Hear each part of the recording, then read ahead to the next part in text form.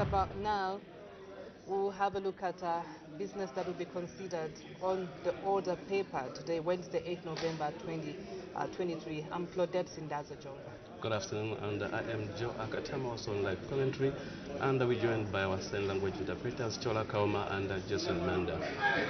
So, time now to look at the order paper for today, 8th November 2023.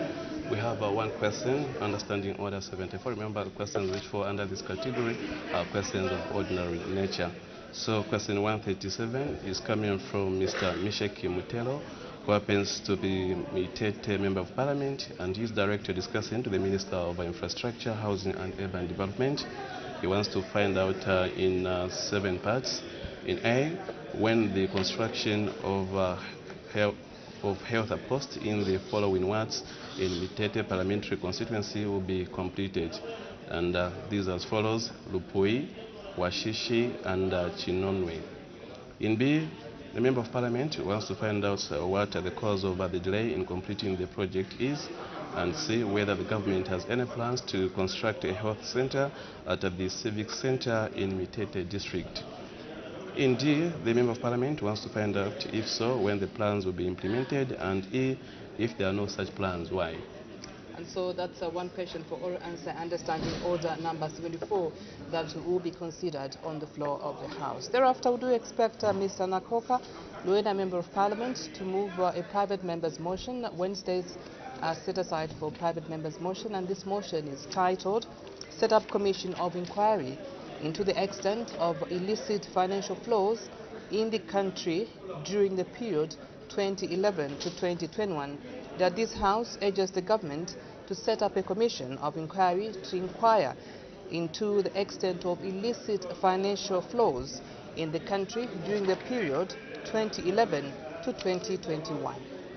And thereafter, the House will consider 2 bills at a committee stage, and the bills as follows: the Criminal Procedure Code Amendment Bill, National Assembly Bill number 19 of 2023 at a committee stage, and the Penal Code Amendment Bill, National Assembly Bill number 20 of 2023, also at committee stage.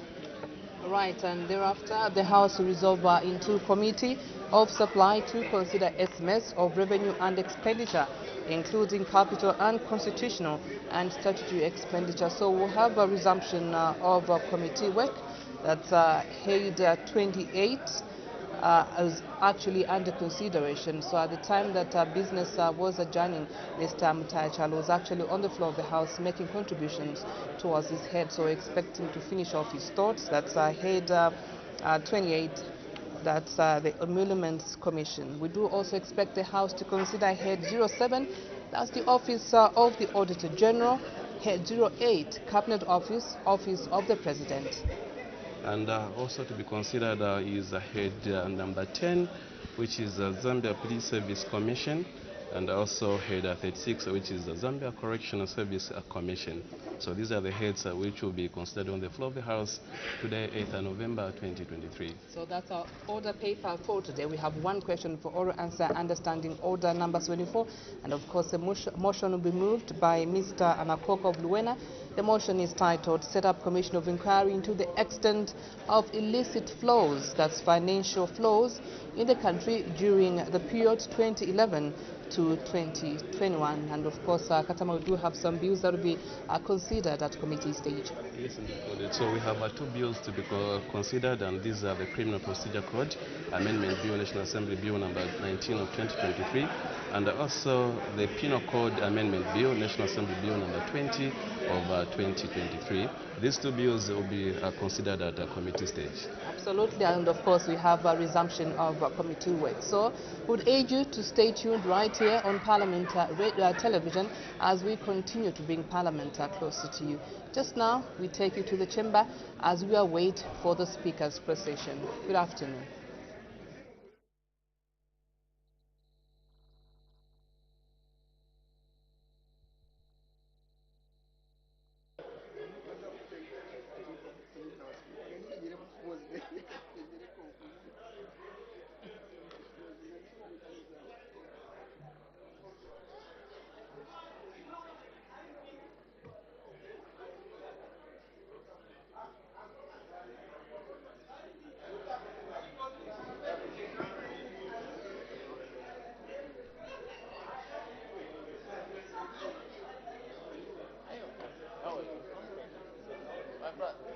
now it's you. Me, I'm out of it. So all of us here. I tell you, it's been everywhere. Now it's yeah. Yeah. Makes you proud. My brother, how are you?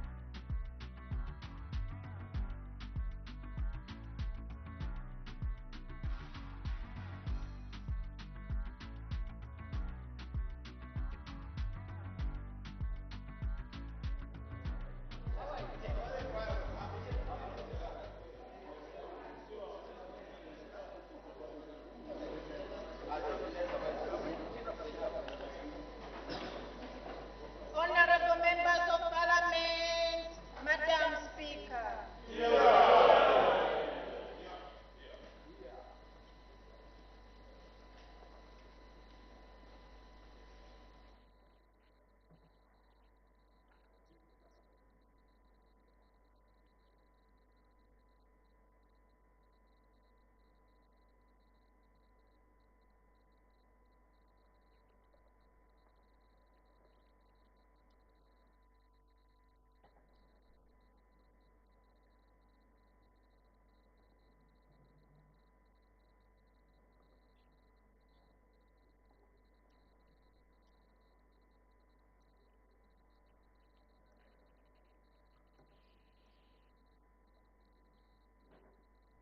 Land and sing of Zambia, proud and free, land of wealth and joy in unity, victors in the struggle for the right.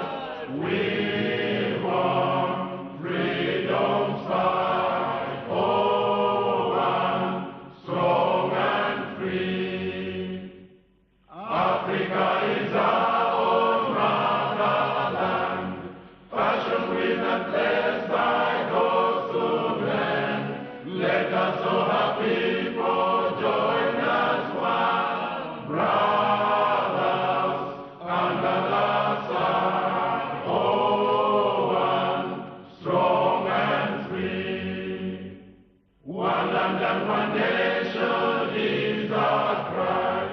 Dignity and peace in Zambia's sky, like a noble eagle in its flight.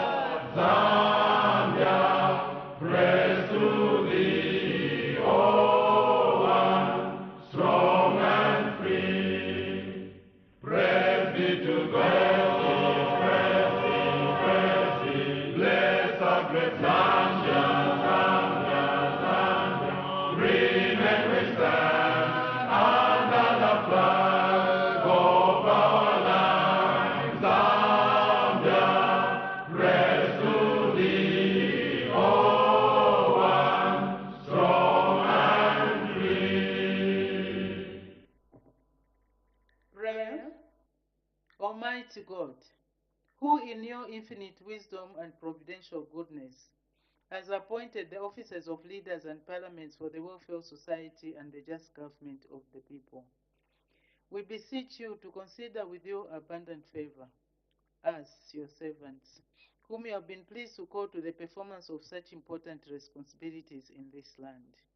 Let your blessing descend upon us here in Parliament assembled, and grant that we may, as in your presence, treat and consider all matters that shall come under our deliberation, in so just and faithful a manner as to promote your honor and glory, and to advance the peace, prosperity, and welfare of our country, and of those whose interests you have committed to our charge. Amen.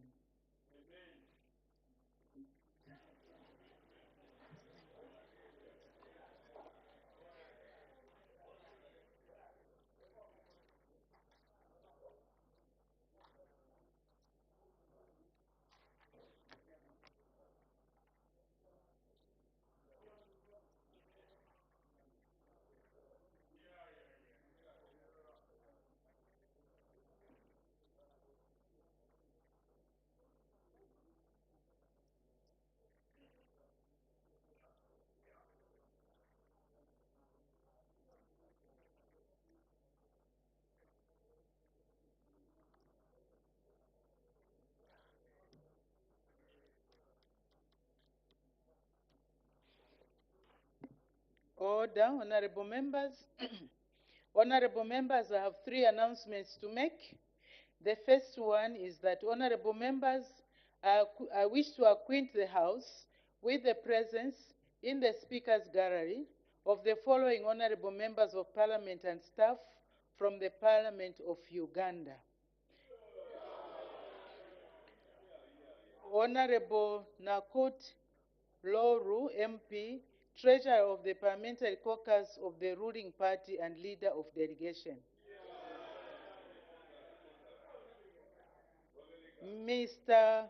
Muhebwa H. Owanzoire, Principal Administrative Officer. Ms. Atuheire Anna, Police Analyst. I wish on behalf of the National Assembly of Zambia to receive our distinguished guests and warmly welcome them in our midst. I thank you. The next, honorable members, I wish to recognize the presence in the public gallery of students from the Frederick Ebert Stiftung Youth Leadership Development Program. These are based in Lusaka District and the Bethel Baptist Academy School in Kafue District. On behalf of the National Assembly of Zambia, I warmly welcome our visitors in our midst. I thank you. You may take your seats.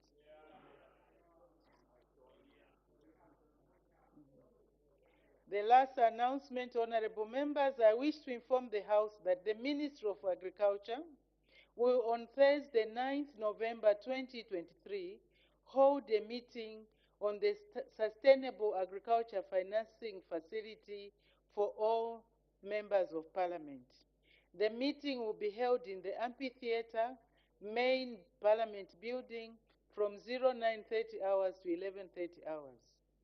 All honorable members are urged to attend the meeting on voluntary basis.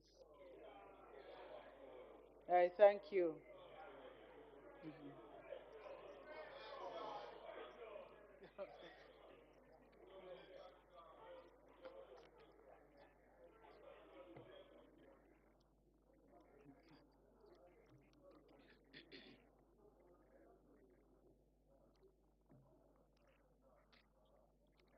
We can proceed with our business. Question for oral answer under Standing Order 74. The honorable member for Mitete.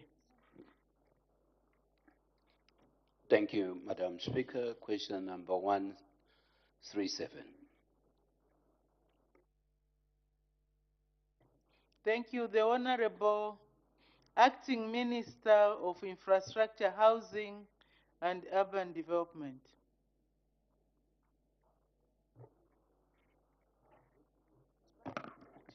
Thank you very much, Madam Speaker. And the Honorable Member of Parliament, Honorable Mtelo, asks the Minister of Infrastructure, Housing and Urban Development 6 questions in part. In part A, Madam Speaker, when the construction of the health post in the following wards of Mitete Parliamentary Constituency will be completed. These are Lupui, Washishi, and Chinonwe. In second part, Madam Speaker, what the cause of the delay in completing the project is,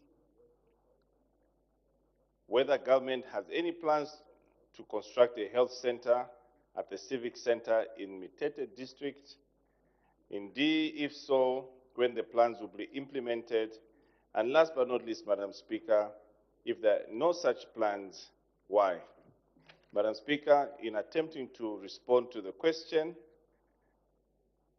construction of the health post in Pupui, Washishi, and Chinonwe wards of Mitete Parliamentary Constituency will be completed once a new contractor is procured. In B, Madam Speaker, the delay in completing the project is due to the termination of the contract as a result of non-performance by the other contractor. In C, Madam Speaker, government does have plans to construct a health center at the Mitete Civic Center because it is a central location of the district.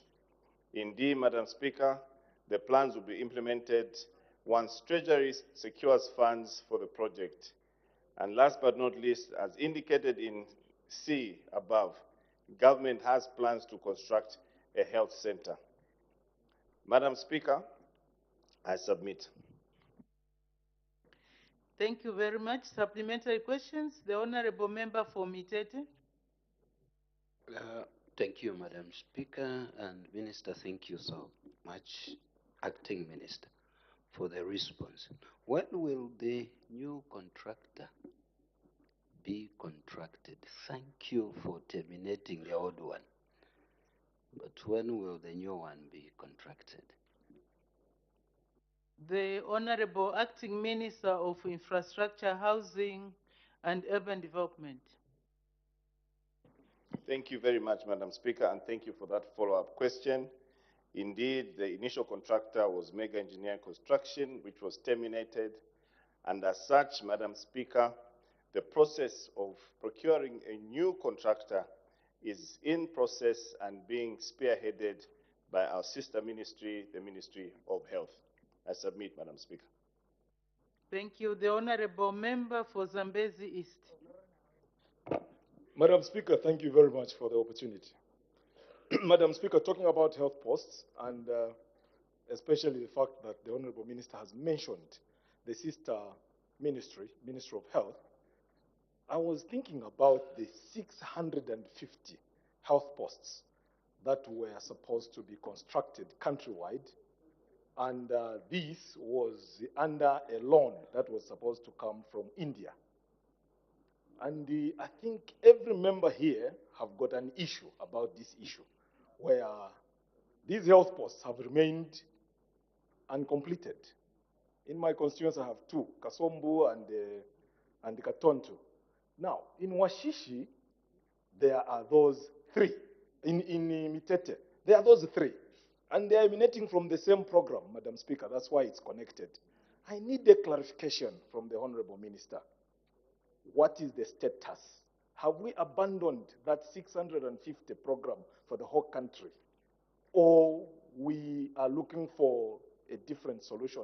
Please clarify this issue so that all members of parliament here understand the status of these 650, which were supposed to be built countrywide under the PF regime. What are we doing in the New Dawn administration so that we sort out that issue of the three? Thank you, Madam Speaker. Thank you very much. Interesting as the subject might be, if we look at question number 137, is constituency-based. But I understand what the Honorable Member for Zambezi East is bringing in. But without wanting to take the Honorable Acting Minister by surprise, I would suggest that we put in a different question so that maybe the substantive minister can answer the question. Because I don't believe that it will be fair to allow I don't know if the minister is, maybe he can speak for himself. The acting minister. Madam Speaker, thank you very much, and obviously thank you to Minister, well, Honorable Member of Parliament for Zambezi, for that follow-up question. To answer the question, Madam Speaker, government obviously has not abandoned those particular projects. This particular contractor, Mega Engineering Infrastructure Limited of India, was engaged to construct 195 health posts in three specific provinces: Western, Southern, in that order, Western 64, Southern 99, Lusaka 32. And the contract sum was in excess of $18 million.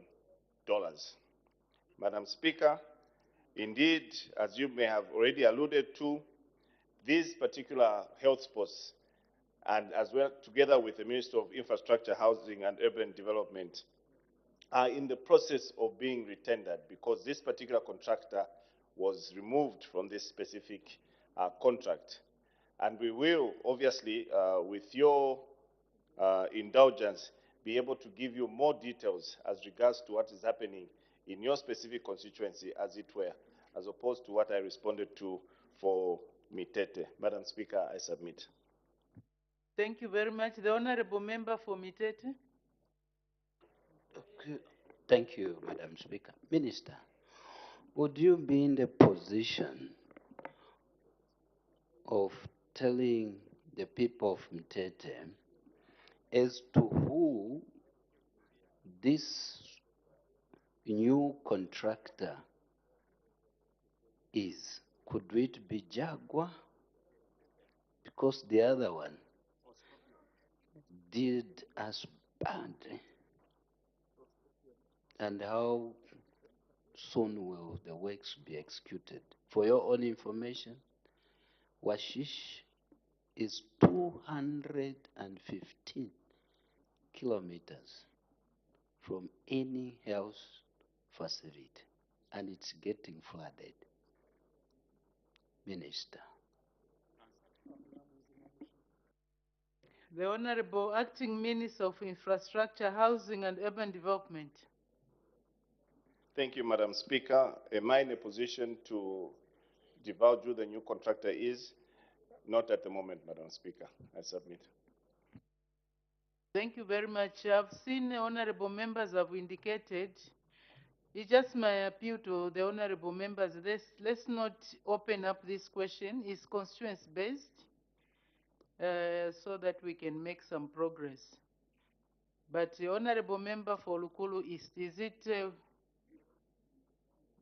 arising from Mitete? You can proceed, yes. Thank you very much, Madam Speaker. The people of Mitete, ever since the district was pronounced, continue to lag behind in terms of accessing services from government for the simple reason that they do not have the requisite infrastructure. They continue to depend on Lukulu and Zambezi in some cases. Hence the reason why they need a health center at the civic center. The answer we've been given is that either until funds become available or Treasury responds to the request. My question is that, is the ministry responsible for infrastructure and their counterparts at health, when are they going to prioritize the people of Mitete so that they can have the health services like other districts are enjoying, especially for the health center at the Mitete Civic Center? Thank you. Thank you. The Honorable Acting Minister of Infrastructure, Housing and Urban Development. Thank you, Madam Speaker, and thank you for that follow-up question. Madam Speaker, we as the UPND subscribe to development everywhere. We do not want to leave anyone behind. And obviously, at the risk of sounding repetitive or rather pedantic, we did mention that we are going to have a health post in Mitete, at Mitete Civic Center, which happens to be the most central place of the district. But you must as well agree with me that the whole new districts dotted across the country have taken time. I do believe that for each and every district that we have across the country, issues to do with the police posts, issues to do with the post office, a health post, are one of the first stages that we need to work on. And we are not necessarily saying Mitete should lag behind, no, but we will ensure that priority is given to these particular districts in such constituencies, which obviously are regarded as rural constituencies, to ensuring that they have a health post in the shortest possible time. Madam Speaker, I submit. Thank you. There are two indications. I will call both, starting with the Honorable Member for Bwana Mkubwa. Thank you, Madam Speaker, and thank you, Acting Minister, for your responses. I wanted to find out, looking at how important these facilities are for the people of Mitete, especially in Shishi and Chinonwe. The new contractor who's been shortlisted or either contracted, at what stage were these health posts? And if there's a new contractor, what is the likelihood, or what would be the completion period if maybe it was at 60 or 40%, so that the people of Mitete can also be comforted? I thank you, Madam Speaker. Thank you. The Honorable Acting Minister of Infrastructure, Housing and Urban Development. Thank you very much, Madam Speaker, and thank you for that follow-up question for Honorable Member of Parliament for Bwana Mukubwa. Madam Speaker, at the time of termination, the project was at 93.5%. And actually, Madam Speaker, I'll use this opportunity to actually make mention that the duration of this particular project was 24 months at the date of commencement, which was in July of 2013. Madam Speaker, I submit. Thank you. The Honorable Member for Chama South. Thank you. Madam Speaker, the Minister is saying at the time of termination, the project was at 95.5%, 93.5%, meaning we are remaining only with about 6 or 7.5%, 7.5% for the work to be completed. And our good and lovely people of Mitete, the people that we care so much, has on the left, Madam Speaker,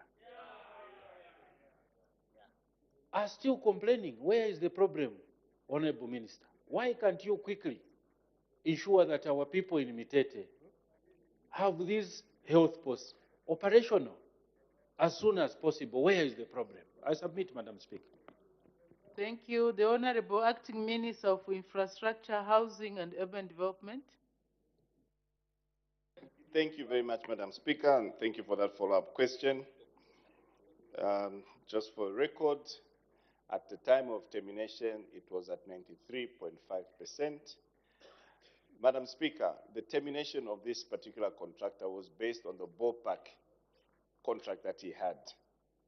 And I did mention much earlier that we will prioritize this particular health post in Mitete. And considering that it at this level, definitely something which is easy. And Madam Speaker, if we were paying attention, the area member of Parliament even mentioned that he was happy that this contractor was actually was terminated.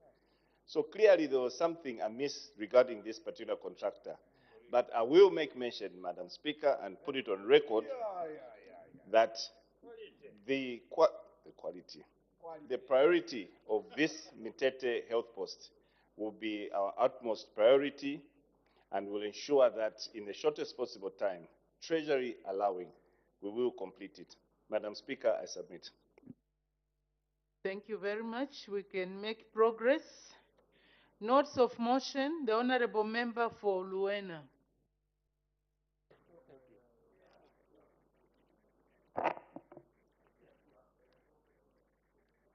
Madam Speaker, in line with the standing orders that I was just trying to look for now, I wish to indicate that I'm withdrawing the motion.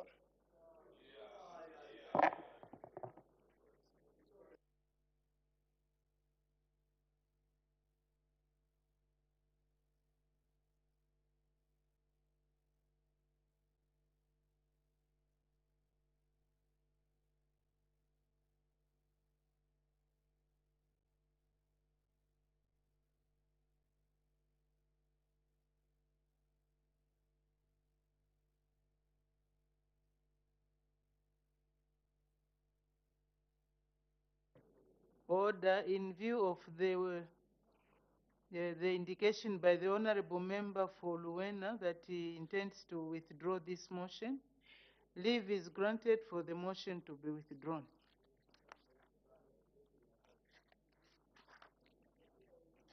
We can make progress.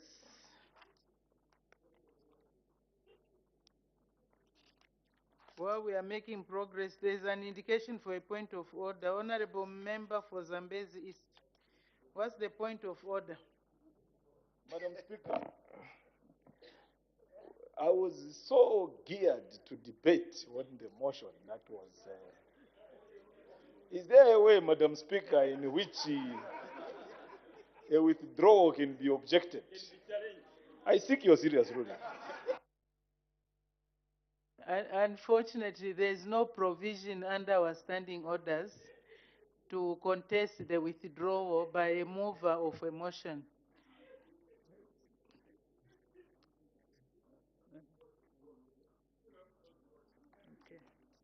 Okay.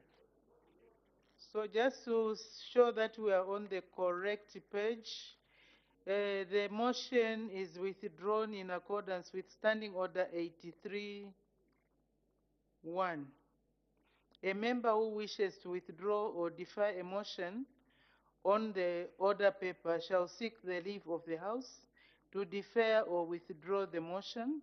Immediately, a presiding officer calls upon a member to move the motion.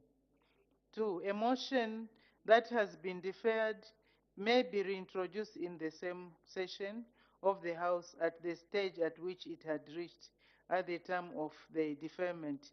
This is not a deferment, it's a withdrawal. So in accordance with 83.3, a motion that has been withdrawn may be reintroduced afresh in the same session of the House. So if the honorable member for Zambezi East is interested in the motion, he can move the motion himself. Thank you very much. The clerk will now read the order of the day, the orders of the day.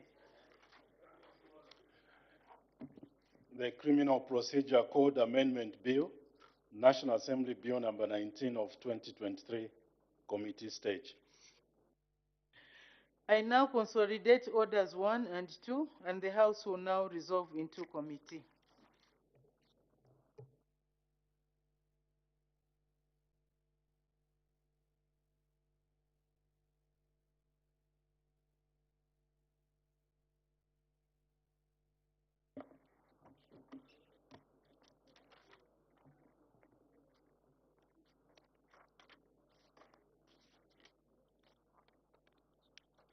The Criminal Procedure Code Amendment Bill, National Assembly Bill 19 of 2023. Clause 1, short title. The question is that Clause 1 stands part of the bill. The Honorable Minister of Justice. Mr. Chairperson, I beg to move that Clause 1 be amended with words as circulated. The question is that Clause 1 be amended with words as circulated. Any debate? Any objection? The amendment is agreed to. Clause 1 as amended. Any further debate? I put the question. The question is that Clause 1 as amended stands part of the bill. As many are of that opinion, say aye. Aye. Of the contrary, say no. The ayes have it. The question is resolved in the affirmative. Clause 1 as amended is ordered to stand as part of the bill. Clause 2, amendment of section 11. Any debate? Any objection? Clause 2 is agreed to. Clause 3, amendment of section 123. Any debate? Any objection? Clause 3 is agreed to. Clause 4, insertion of section 358A. Any debate? Any objection? Clause 4 is agreed to. Long title. Any debate? Any objection? Long title is agreed to. The bill will be reported to the House as having passed through the committee stage with amendment.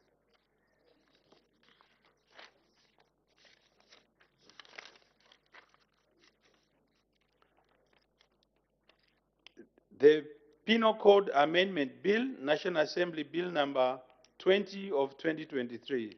Clause 1, short title. Any debate, any objection? Clause 1 is agreed to. Clause 2, repeal of section 275. Any debate, any objection? Clause 2 is agreed to. Clause 3, insertion of chapter 26A. The question is that clause 3 stands part of the bill. The Honorable Minister of Justice. Mr. Chairperson, I beg to move that clause 3 be amended with words as circulated.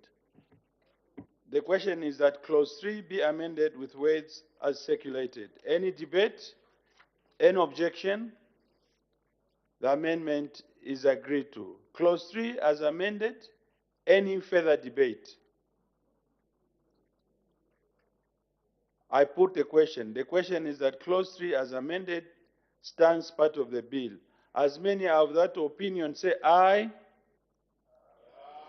Of the contrary say no. The ayes have it. The question is resolved in the affirmative. Clause 3 as amended is ordered to stand as part of the bill.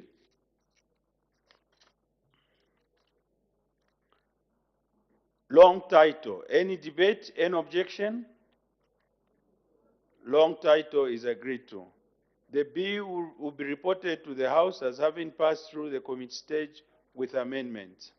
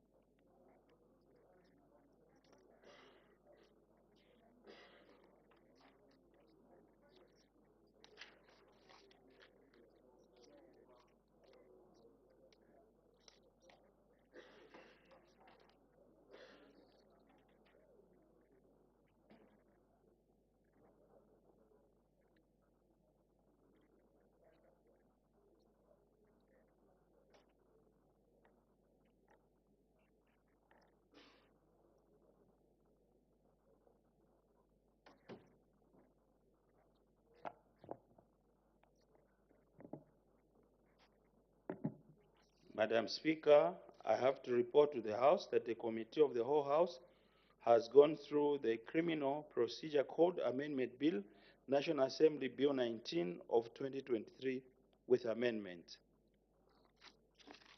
Thank you. Day for consideration of the report. Tomorrow, Madam Speaker.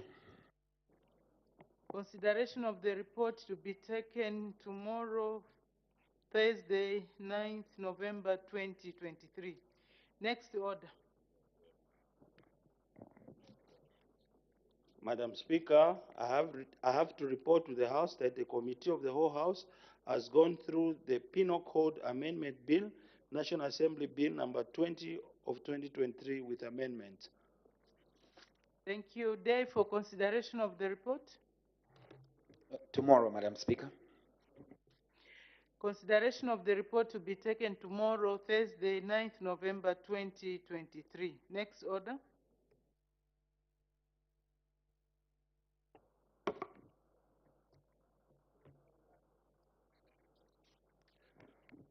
Estimates of revenue and expenditure, including capital and constitutional and statutory expenditure, Committee of Supply, resumption of committee work. The House will now resolve into committee.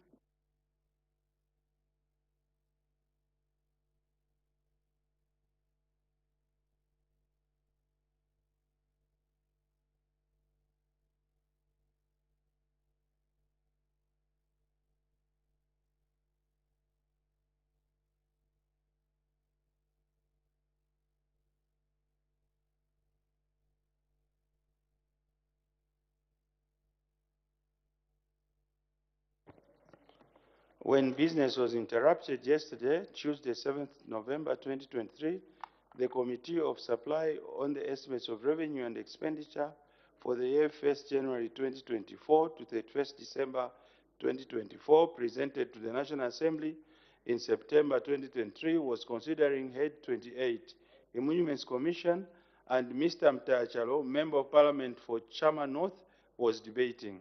May the Honorable Member continue. Thank you very much, Mr. Chairperson. Before Parliament adjourned yesterday, I was debating Head 28, and I want to make it abundantly very clear that as a Patriotic Front, we do not support this budget in the sense that this particular Emolument Commission, Mr. Chairperson, when PF was in government, trade unions made representations to the government that time that this particular Emolument Commission was a danger to the industrial harmony in this country, and that's why it was not implemented. Mr. Chairperson, trade unions are registered under the Industrial and Labor Relations Act, and collective bargaining processes are regulated by the Industrial and Labor Relations Act. Section 65, subsection A, Mr. Chairperson, clearly states that the employer has recognized the trade union as the sole representative and exclusive bargaining agent for eligible employees represented by trade unions. Therefore, the Emolument Commission is taking away the power of trade unions to bargain freely. My brother, Honorable Nyambose, cited that Zambia is a signatory to the ILO Convention 98, free collective bargaining. So this Emolument Commission, Madam Mr. Chairperson, is a monster, and it is going to bring industrial disruption in this country. As I was coming, I was just speaking to unions in the public sector who have opposed this particular Emolument Commission. It is taking too long for the Emolument Commission to clear collective agreements. For example, recently the union at ZESCO had the negotiations in January, but the Emolument Commission only approved in September, meaning that this particular Emolument Commission, I think, is a danger to industrial harmony in this country. We believe that also that Parliament is a very, very important organ, the legislature. Therefore, we feel that the conditions of service for members of Parliament and workers at the National Assembly must be regulated by Parliamentary Service Commission. We are the people here who actually ratifies budgets, approves budget for the Emolument Commission. There is no way that the members of Parliament and workers should be subjected to the Emolument Commission. Mr. Chairperson, it is unfortunate that this particular law was done it was not properly done. It was hurriedly brought to Parliament. The rationale behind this, the trade unions, the unions thought that the Emolument Commission will be able to regulate salaries and conditions of service for constitutional office holders and also for senior managerial positions in parastatal organizations. But the case is, but what is happening now, that the Emolument Commission is even going to companies to unionize workers. The Emolument Commission has to give a mandate. Currently, the public sector workers are supposed to engage in salary negotiation with the government. But they have been advised that they must engage the Emolument Commission so that the Emolument Commission can give a mandate. I believe that we want to appeal to this government that this particular law must be amended.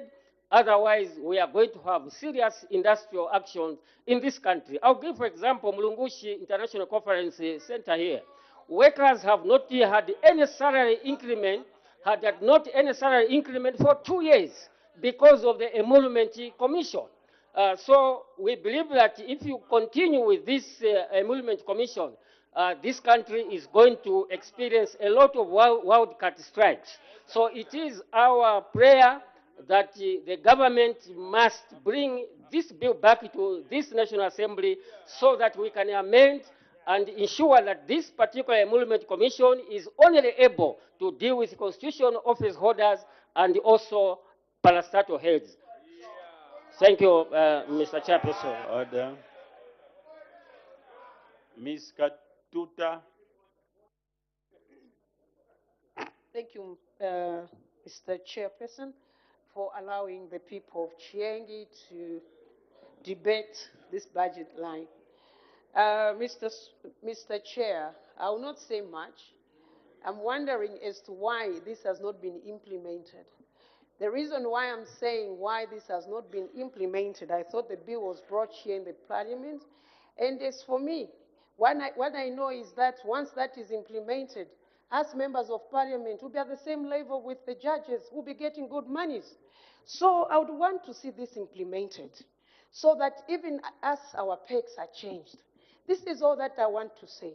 In order to support this budget line, we must see implementation of what was brought on the floor of the House. Why has it taken long? We want the members of parliament to enjoy the same privileges or the same rights that the judges are enjoying in terms of pecs. That's what I want to say, Mr. Speaker. So it has to be implemented, then we'll support the budget line. I thank you. Mr. Mngando. Thank you, Honorable Chairperson. Honorable Chairperson, let me state that this Emolument Commission should immediately be repealed. If anything, us here on the left, we might not agree to pass this budget unless this Emolument Commission is repealed, completely removed from our statutes. And I'll give reasons. Honorable Chairperson, separation of powers, true complete separation of powers entails that no one arm of government should be found in another arm of government. If I know we practice a unicameral type of governance where the members of executive are also members of parliament. But the existence of this Emolument Commission undermines the very core fundamental principle of separation of powers. This parliament is supposed to operationalize Parliamentary Service Commission. Not for us to decide the conditions, then we let the executive agree or disagree. That's not how things are done. And not only that, our Honor the Vice President can agree with me, Honorable Chairperson, that even the judiciary has already rejected this Emolument Commission. If anything, there's a ruling that as parliamentarians we should sit down and amend this law. For us on the left here, we have instructions from our leader of opposition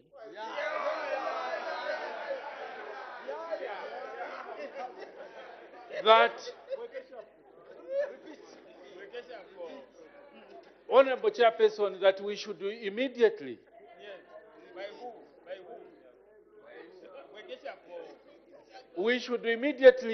repeal this law.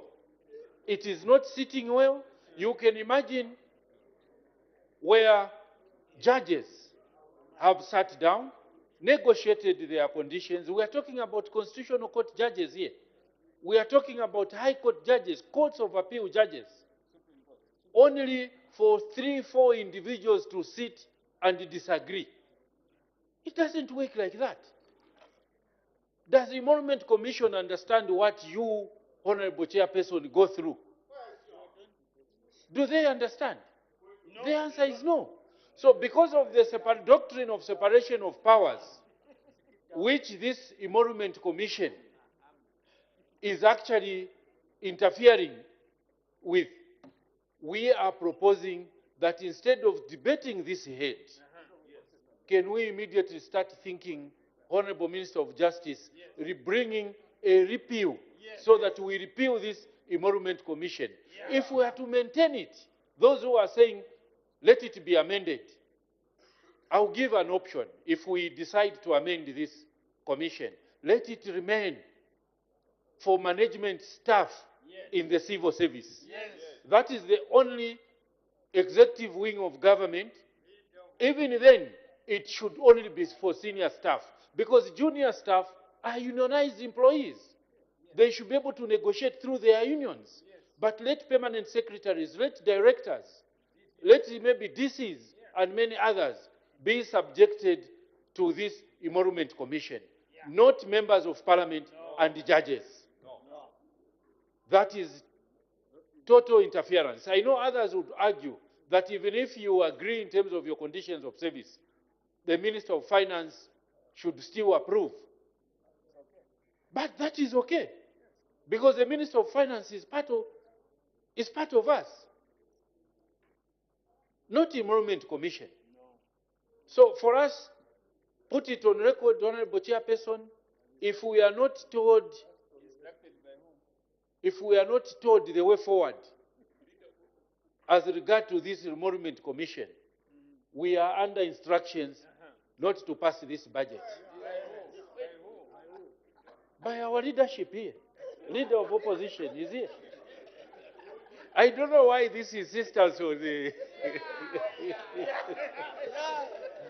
I know I can't speak on behalf of the president, because time will come, I'm sure he will speak for himself.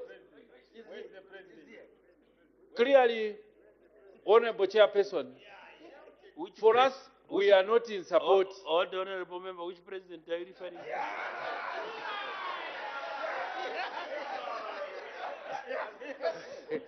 Honorable Chairperson, you are well guided that we should not bring people who cannot defend themselves. I'm sure at the right time, I'm unable to mention the name. But please, we know you are a listening government. We know President Hakainde Hichilema is one president that he listens. Maybe as we are making this contribution, he's watching. Sir, I want to appeal. This emolument commission is an assault on the principle of separation of powers. No wonder judges have already denied it, refused it, and we as members of parliament are also against it. So under this head, we are not supporting it because we don't believe in its existence. So for us, we are not in support of this head. If it means going to voting, I know we'll vote. Maybe this might be the beginning of the collapse of this emolument commission. We are not in support of it because the previous government actually sat on it. They realized the danger of passing such a law. Yes. I know even this government, because it has analytical people, they've already realized that this is a very bad legislation. So for us, we are not, or for me, or on behalf of the people of Chama South, Honorable Chairperson, we are not in support of this head. We hope and pray that other members will also follow suit by not supporting this head. I submit, Honorable Chairperson. Dr. Chirofia. Thank you, Mr. Speaker, for this opportunity to debate this head. Mr. Speaker, from the outset, I'd like to state that I support this budget.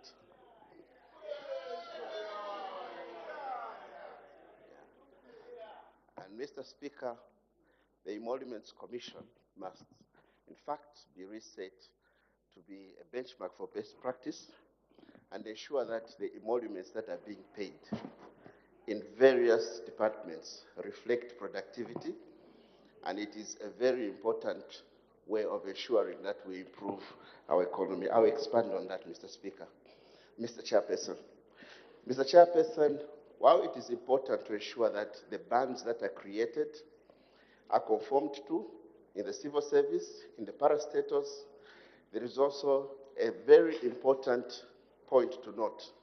For sectors that have ability to raise extra income, there should be an incentive, and that incentive to recruit high caliber human capital will only have to do with manipulation of emoluments. Mr. Speaker, if you look at the productivity per hour, per person in the civil service, in Zambia today, it compares unfavorably in the region. Mr. Speaker, my point should be that the Emoluments Commission should actually reset its mandate to look at paying emoluments commensurate to outputs. That's the best way to initiate or to motivate productivity, improvement in productivity. So finally, Mr. Speaker, there are areas of our economy that should attract human capital that should be able to bargain for their own picks. Boards and various other employers within the sectors must be given leeway to negotiate, to bargain with people who are able to state what they are worth, and if they are the ones we need for us to meet the deliverables in our particular institutions. So the Emoluments Commission chairperson is extremely important, one, to standardize pay in particular areas of the civil service and in parastatal bodies. We see various disparities that are difficult to comprehend today. And secondly, to set benchmarks for best practices in terms of emoluments.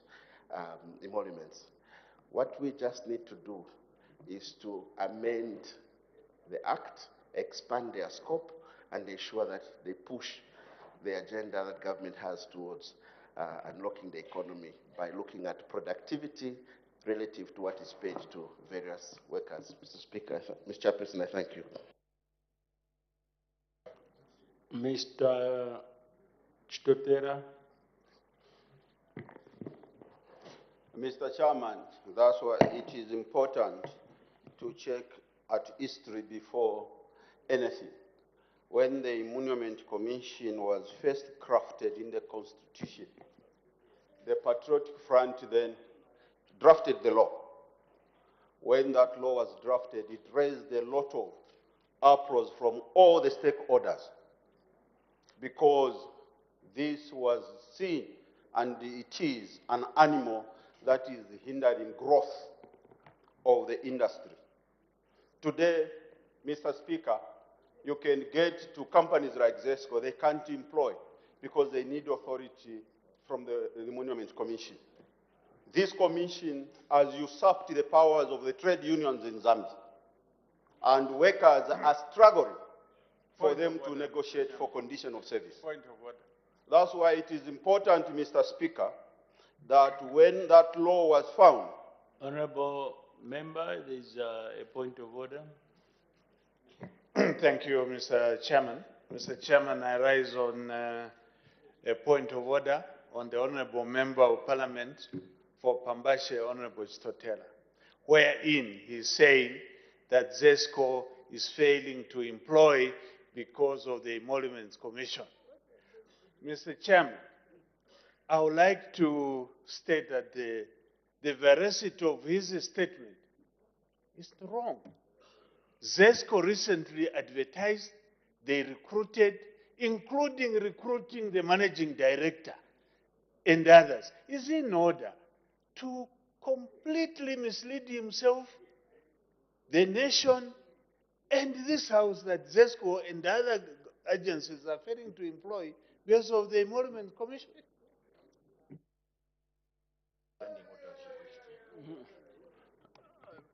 The Honorable Minister, you didn't cite the standing orders. Article 65, 1 and 2. Thank you. Honorable Member for Babashe, Mr. Chitotera, let's ensure that as we are debating, we should be factual. All the facts that were presented, you're able to verify them. So let's avoid making assertions that are unfounded. So the Honorable Member for Babashe is completely out of order. May the Honorable Member continue. Thank you, Mr. Speaker. I respect your ruling, Mr. Speaker. I'm privileged to sit on the Committee for Economic Affairs and Labor Matters, and to interact with these witnesses, and I know the challenges the industries are facing. So when they appear, Chair, we speak to them, and they express the frustration of this commission. So I cannot come here and mislead the Zambian people in the House. I'm speaking from the informed position, but Chairman, I respect your direction and I respect your ruling. But these are facts that can be verifiable. Anybody can go and they'll be able to verify. if you check with the trade unions in the mining sector, when they appear, this is a cry. When you talk about the civil service today, all the trade unions in the civil service are struggling even after they conclude their negotiations. It is difficult for the Emolument Commission to approve and sign. Other agreements, they have stayed for more than 2 years. And that is creating the anxiety in the labor sector without being approved. These are submissions by witnesses that appear before your committee, Speaker, who raised these frustrations. And I think, Mr. Speaker, we are not to debate ourselves. No sector of the economy in Zambia has been left out without being frustrated with the Emolument Commission. Mr. Chairman, the best thing would have been to look sector by sector, and then so that we can give power to trade unions to have bargaining power, to negotiate for condition of service for their employees. So that I am looking forward, Chair, that one day, even your institution, the Parliamentary Service Commission will be created that will look at the condition of service for members of staff for this parliament. There is no way they can be subjected to one permanent secretary sitting at cabinet office. So we need to be factual. We need to be real that yes, the law came, but it was rushed to be brought to Parliament for enactment. And the Minister of Justice, I want to appeal to you, and even to President HH. This is a time to bring that law for amendment, even to repeal it. Because if the law is not working for the citizen of Zambia, then what is the benefit of that law? If that law is impeding the growth and development, what is the benefit of that law? The law must be meant to serve the interests of the citizen. The law must be meant to create and to fast-track the smooth implementation of government programs. But if you create a commission that becomes an ISO, becomes an impediment to the growth of the sector, then that commission is not required in Zambia. Then that commission is not required in that sector. So it is important for us to say yes. I know the other debater to say yes, you began it as PF, we began it, but we saw the danger. That's why we never brought it to Parliament for enactment. That's why we did not bring it to Parliament for enactment. And I want to appeal to the new donor administration. Listen to the interest, you listen to the cry of the interest groups. The Minister of Labor, listen to the sector. Whenever you have the tripartite Labor Consultative Council, listen to your partners. Hear their concerns.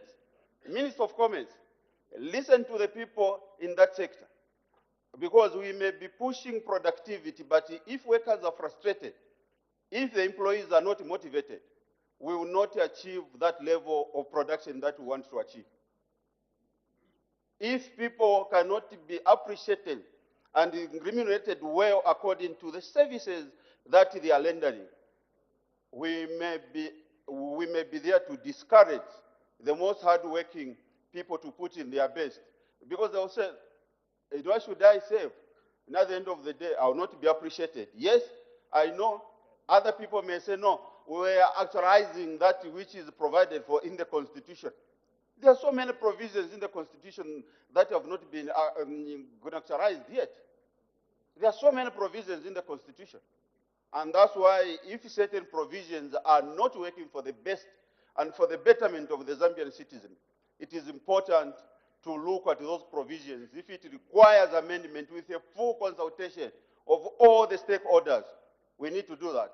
As Patriotic Front Chairman, we find it difficult to support the Emolument Commission's budget this year, based on the reasons that I have raised, because this commission is not serving the interests of the Zambian people. It is not serving the interests of the workers. It is not even serving my interest as a member of parliament. So we want to urge the government, through the Vice President and the Minister of Justice, that if there are registrations that you could even quickly look at, this would have been the best. It could be the first one rather than even the theft of the livestock. Is it a livestock theft that you brought for amendment? The Emolument Commission should have been the first bill to be brought to this session for consideration. If you bring it next year during the legislative session, Minister of Justice, we, in the Patriotic Front, we will be able to support that bill. Honorable Jackie Mwimbu, you are looking at me, original Patriotic Front. I thank you, Mr. Chairman. Mr. Kambita.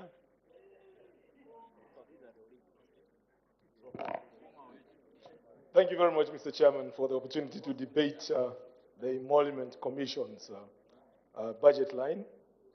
Mr. Chairperson, I will be a man of few words this afternoon to debate this motion, just to raise a few concerns in tune with what the other honorable members have just mentioned concerning this budget line. Mr. Chairperson, this is for the attention of the Minister of Finance, so that he takes record of what we are saying concerning this budget line. While we welcome the monies provided for to help the operations of this commission, we don't seem to be agreeing on the operations of the commission. In a few words, I think I would sum it up in this way. What the honorable members here have a challenge with is the mandate that the commission seems to have, which mandate appears to be overstepping the doctrine of separation of powers. And hence, it has affected this very institution. It has also affected the judiciary. And therefore, there are these suggestions to say, why don't we relook at the mandate of this commission? So it's not the commission that is bad, but it's the mandate which needs to be reconfigured. And once reconfigured, it will be in tune with the proponents of the separation of powers doctrine, which we need to guard jealously. I'll cite a few examples. I think if you've noticed, for those of us who've been long in Parliament enough, you've noticed that some of our staff have really left and on early retirement and the like. Some of those reasons, if people hid it from you, it is the issues of the Emoluments Commission. Because eventually, it was going to affect their conditions of service. And at some point, some of them feel that they wouldn't stay to continue working with those conditions of service being suggested, where they will be subjected to other conditions of service. But then, in employment, if you look close, the rules are such that conditions of service are not supposed to be worsened. They are supposed to improve or remain at the same level. Unionists here will tell you that is what the fact is. But with the coming in of this Emoluments Commission, it would mean that because the only thing that constrains people from getting their conditions of service affected is the running contracts. When those contracts come to an end, when renewing, it would mean that they will now be subjected to the new conditions of service dictated by this commission. So here the issue is about the mandate, which we feel doesn't sit well. We need to relook at the mandate of this commission. While less we support the budget, to give them, I think the executive needs to take this thing back to cabinet and discuss the issue of the mandate of the Emoluments Commission. Because the Constitution, yes, the Constitution gave us the leeway to come up with a law, subsidiary law, to put up this commission. But it doesn't state the operations of this commission.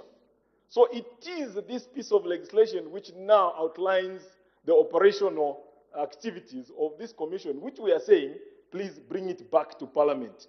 We need to have a second look at it and try to remodel and reconfigure this commission so that it sits well and meets those expectations. The drafters of the Constitution, I think, were clear in their mind what they intended by putting in the Emoluments Commission. They didn't intend that it should actually target at affecting the conditions of service of those probably highly paid institutions. I'm thinking of parastatals, which I chair. I chair the Committee on Pasado Bodies. And I can see the morale actually getting dampened. And you see, sitting here on the right side of Parliament, Mr. Chairperson, I don't want to dampen the morale of these public service workers because they are also voters. So at the end of the day, whatever we do, I want to ensure that those people are not affected negatively because it will end up affecting us. So please, let's heed to this advice, which is coming timely, and we have enough time to relook at the mandate. I would like to submit with these few points, which I thought are pertinent to relooking at this Emoluments Commission budget line. Mr. Chairperson, I thank you. Thank you. I honor the Vice President to wind up debate.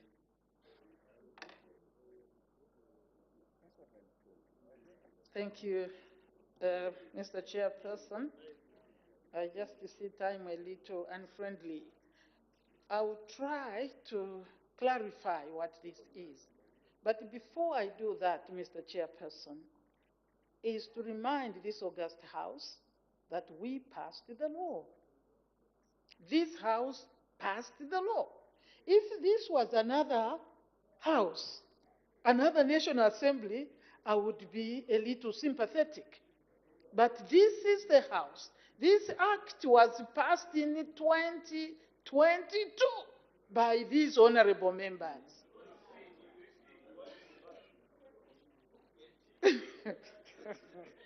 It is very critical for us because we are sending a message that we pass laws that we don't understand. That is number one. Number two, I wished I could have a little more time. Some people have debated that this institution is sitting at cabinet. In your own law, go back. This is an independent institution, not sitting in the executive. It's like having the Electoral Commission. It is not executive. So see it as an independent body. I'll try to be as quick as I can. I wish I could go through the mandate as has been debated. Let me thank Honorable Dr. Chilufya. What he has said is exactly what this is meant for. It is very important that if we put this, we operationalize, and it is operationalized because it is in the Constitution. I don't want to go to the argument that things are in the Constitution, they don't have to be operationalized. Why are you making the Constitution? And you promise the people of Zambia that you are going to do this, then you leave things like that. It is a constitutional provision that is in here, under Article 232 and 264. Sorry, 264, yes. It is there. And I hear things. Yesterday, my brother and friend, and one whom I think really does well, this time, the Honorable totally misled us, misled the House. This is not about minimum wages. Minimum wages, because that was a concern, that they are going to look at those things. No. This is about public service. It is in state institutions. It is in public institutions. Minimum wages works to help the vulnerable workers in private sector. This is not for them. I'm just trying, really, I wish we could come with a statement because I don't think I'll manage to give everything. But this is worthy supporting. And I'm saying it with conviction. You will be happy. The same labor unions, maybe the Commission and ourselves didn't do a good job in consulting. They are not sitting in the same place today. Just last week, they were in Livingstone, meeting with the Commission. Today, go back. They are not sitting in the same position. Today, I had an opportunity to talk to somebody who is a worker in one of the state institutions. And she is a lady. She came up and said, I want to move this way. I said, what is it? Oh, the salary. This is one of, I think I read yesterday, that they have worked in 7 institutions to evaluate and regrade those institutions. Go to the judges. You were sitting in yesterday about the commission. We have, I'm so sorry, really I needed to say a number of things. Honorable members, this is worthy supporting. There is such distortion in the public sector that one institution can have an officer getting up to 200,000 kwacha. And you are sitting here, you think you are the most highly paid and you wanted to defend your peanuts? This commission is not here to bring people down, it's to standardize. This is what will make us go to productivity, to motivation. This is what will make us go to people not changing from Ministry of Education to Ministry of Labor. You, the unionist, you are aware, and this is something you have said all the time, equal pay for equal work of the same value. How would you allow 100,000 one and 20,000 another? Hear me. Support this, Mr. Chairperson, and I'll promise I'll come with a statement. We will not think again. Thank you. Head 28, Emoluments Commission, head total 31,619,435 kwacha. Any debate? Any objection? I put the question. The question is at head 28, Emoluments Commission, head total 31,619,435 kwacha stands part of the estimate. As many are of that opinion, say aye. Aye. Of the contrary, say no. I think the ayes have it. The question is resolved in the affirmative.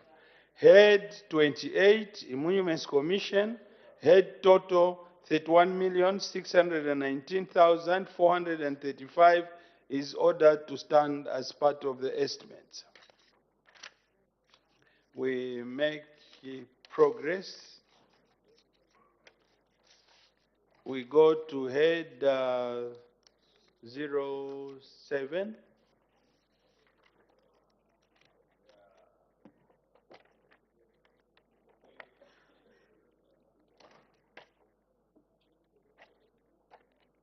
Head 07, Office of the Auditor General. Her Honor the Vice President, policy statement.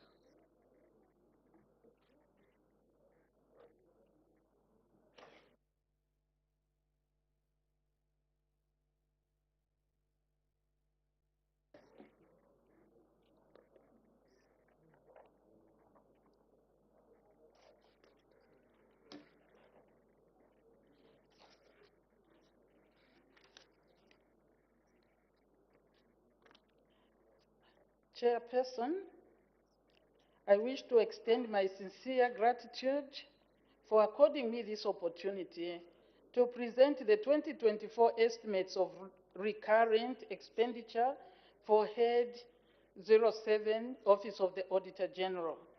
Chairperson, the Office of the Auditor General is a public office established under Article 249 of the Constitution of Zambia, Amendment Act Number 2 of 2016. The office is charged with the responsibility of auditing public and other institutions that receive government subventions in order to promote transparency and accountability in the management of public resources.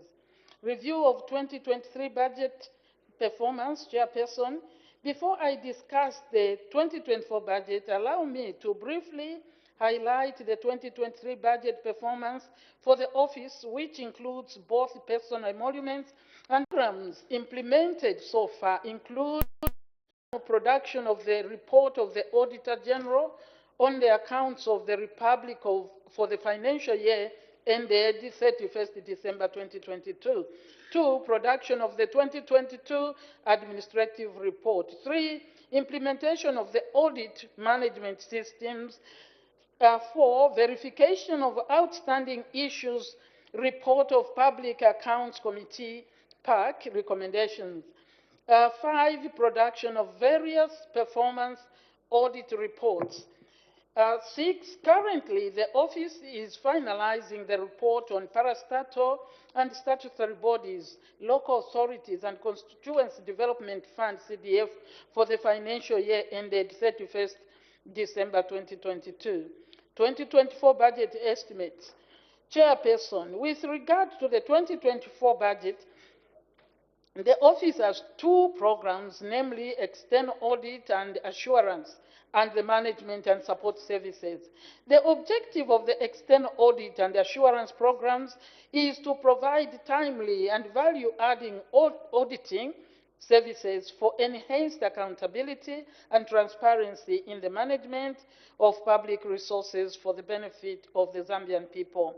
Further, the overall objective of the management and support services programs is to effectively plan, execute, monitor, and evaluate programs, as well as to manage human resource and provide financial and administrative services efficiently and effectively. Chairperson, in order to fully support the effective implementation of the core function of the office, there will be need to support the following key areas: providing a conducive work environment with appropriate requisite tools. 2, provision of reliable and roadworthy motor vehicles. In addition, the emergence of key topical issues around Sustainable Development Goals, SDGs, and the extractive industries have necessitated the need to adequately budget for the execution of these audits. Chairperson, the Office of the Auditor General total proposed budget for 2024 is 267,704,069 kwacha, out of which 110,052,464 kwacha is for personal emoluments and other related costs. 87,462,695 kwacha is meant for the procurement of assets, and 70,188,910 kwacha is meant for procurement of goods and services. Chairperson, in view of the aforesaid and being cognizant of the important role that the Office of the Auditor General plays in promoting sound public financial management in ministries, provinces, and other spending agencies, a total of 152,317,805 kwacha has been provided for under the external audit and assurance program, representing 56.9% of the total budget for the office. Chairperson, the office has a new approved organizational structure which will enable it to effectively execute its mandate. This will require additional funds to support the increase in staff complement, office furniture, ICT equipment, and motor vehicles, among others. This is intended to be facilitated under the management and support programs. Chairperson, the expected outputs from the 2024 budget provisions are: 1, report on the audit of accounts of the public for the financial year ended 31st December 2023. 2, report on the audit of parastatal bodies and other statutory institutions for the financial year ended 31st December 2023. Report on the audit of local authorities and constituency development funds for the financial year ended 31st December 2023. 4, various performance and compliance audit reports on selected thematic areas. 5, 2023 administrative report. The 2024 budget includes a provision of 34.6 million for planning, research, and monitoring and evaluation of implementation of activities. Under this provision, the office will be able to ensure that its activities are aligned to the government programs and contribute towards the achievement of development outcomes as provided for in the 8th National Development Plan. Chairperson, the budget also includes administrative expenses such as maintenance of buildings and costs for utility bills, which are provided for under the Human Resource Management and Administration sub-program. In this regard, a total budget of 51 million has been provided for under this sub-program. Chairperson, a further provision of 28 million has been made under the Financial Management Accounting sub-program for procurement of motor vehicles and preparation of financial reports and other finance-related activities. In conclusion, Chairperson, and with all due consideration of the important role that the Office of the Auditor General plays in ensuring effective management of public resources, I humbly request this august House to approve the 2024 budget of 267,704,069 kwacha for the Office of the Auditor General. Chairperson, I thank you. Any further debate? Mr. Kambita. Mr. Chairperson, I would like to thank you for the opportunity you have given me to debate this budget head for the Office of the Auditor General. Mr. Chairperson, I would like to declare interest in that I'm very much an interested party to this office because the committee to which you allocated me is responsible for parastatal bodies, and it literally scrutinizes the accounts of parastatal bodies. And our work is heavily drawn from the report that this same office produces. Therefore, I am very conversant with the problems that this office faces, including my interaction with the officers from that office. At the outset, I would like to actually skew my debate towards their ability to perform what they are supposed to perform, which is an audit. They draw their mandate, as you heard from the policy statement, which Her Honor the Vice President has presented, from Article 250 of the Constitution of Zambia. And Article 250 outlines which institutions they are mandated to actually audit, some of which I will state here below: the state organs, the state institutions, provincial administrations, the local authorities, which almost every one of us is engaged, especially the fact that they are the ones who manage our CDF. And we would want to see to it that this CDF is well accounted for. Therefore, this audit just has to happen. But for this audit to happen, they must be financed and appropriately financed. That's why I stand here firmly to support this budget line and probably advocate that more finances go to this important office of our land. Other institutions financed by public funds are also audited by this very office. However, I would like to notice also the trend. I think around 2022, this office was financed around 103 million kwacha for their operations, which includes emoluments, procurement of services and goods, including their operational costs. The following year, 2023, that amount was doubled, in fact, beyond doubling to about 156 million. So you can see that in the new dawn, it appears that there is a lot of importance attached to this office, going by the trend of how the budget is being increased.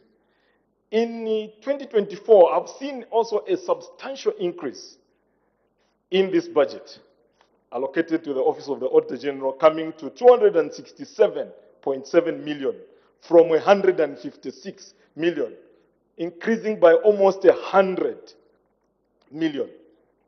That goes to show how much commitment the new Dawn administration has placed on the work of the Auditor General's office. However, it is not enough to simply allocate this, because these situations which they face are still a problem.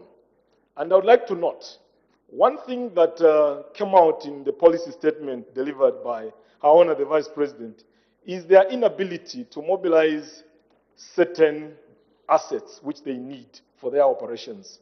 The Office of the Auditor General is struggling in terms of assets like vehicles, which they need to reach out to far-flung areas in Zambezi, in Chavuma, and many other places where they need to audit these local authorities and other government institutions. So they need to be capacity built in the area of transport. The other very important thing for auditors is the IT equipment, ICT equipment. These auditors need computers, and they are high-power users. They don't just need any ordinary computer, but they need proper computers that can keep data. And as I mentioned, they are high-power IT users because they use programs in order to audit, and they keep very important data which doesn't need to be lost anyhow. And that requires finances. A computer, a genuine, serious computer, nowadays, Mr. Chairperson, will require about 50,000 kwacha to buy. And as many as they are, they need those computers in order for them to carry out this work. Therefore, they need more financing here. These people also need staffing.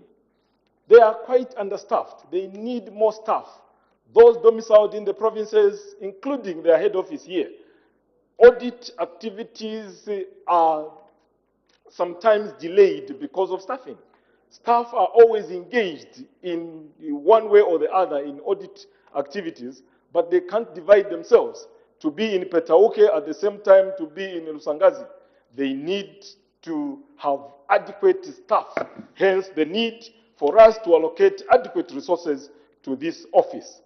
In any case, most of the issues that we debate about, politically or socially, emanate from these reports which these people produce.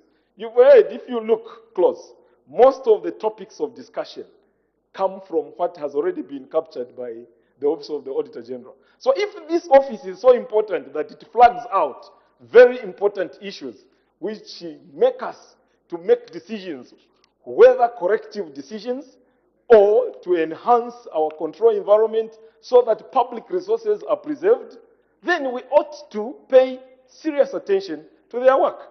If we have to pay serious attention to their work, let us allocate adequate resources to their work. And this is what I'm advocating for. This amount does not seem to be enough, Your Honor, the Vice President. We need to probably, if there is anywhere where we can cut costs, especially to activities that may not be so important, this is one avenue where we need to take those resources so that we can meet all these things that I have catalogued, which they require in order for their work to be done at the optimum level. And then we will get the benefit of the best practice, good governance, including preserving our meager resources, which we are struggling to make sure that they actually achieve for the masses. I would like to end here, Mr. Chairperson, by saying that their work is so important, but the issue in education, I would like them to focus on education. The grants going to education, schools especially, we need to have a proper allocation to audit because there are complaints coming from there. Head teachers and school administrators are misusing the grants that are going there. We need to enhance controls and focus a little more on the work in the Ministry of Education. Mr. Chairperson, I thank you. Mr. Mwambazi.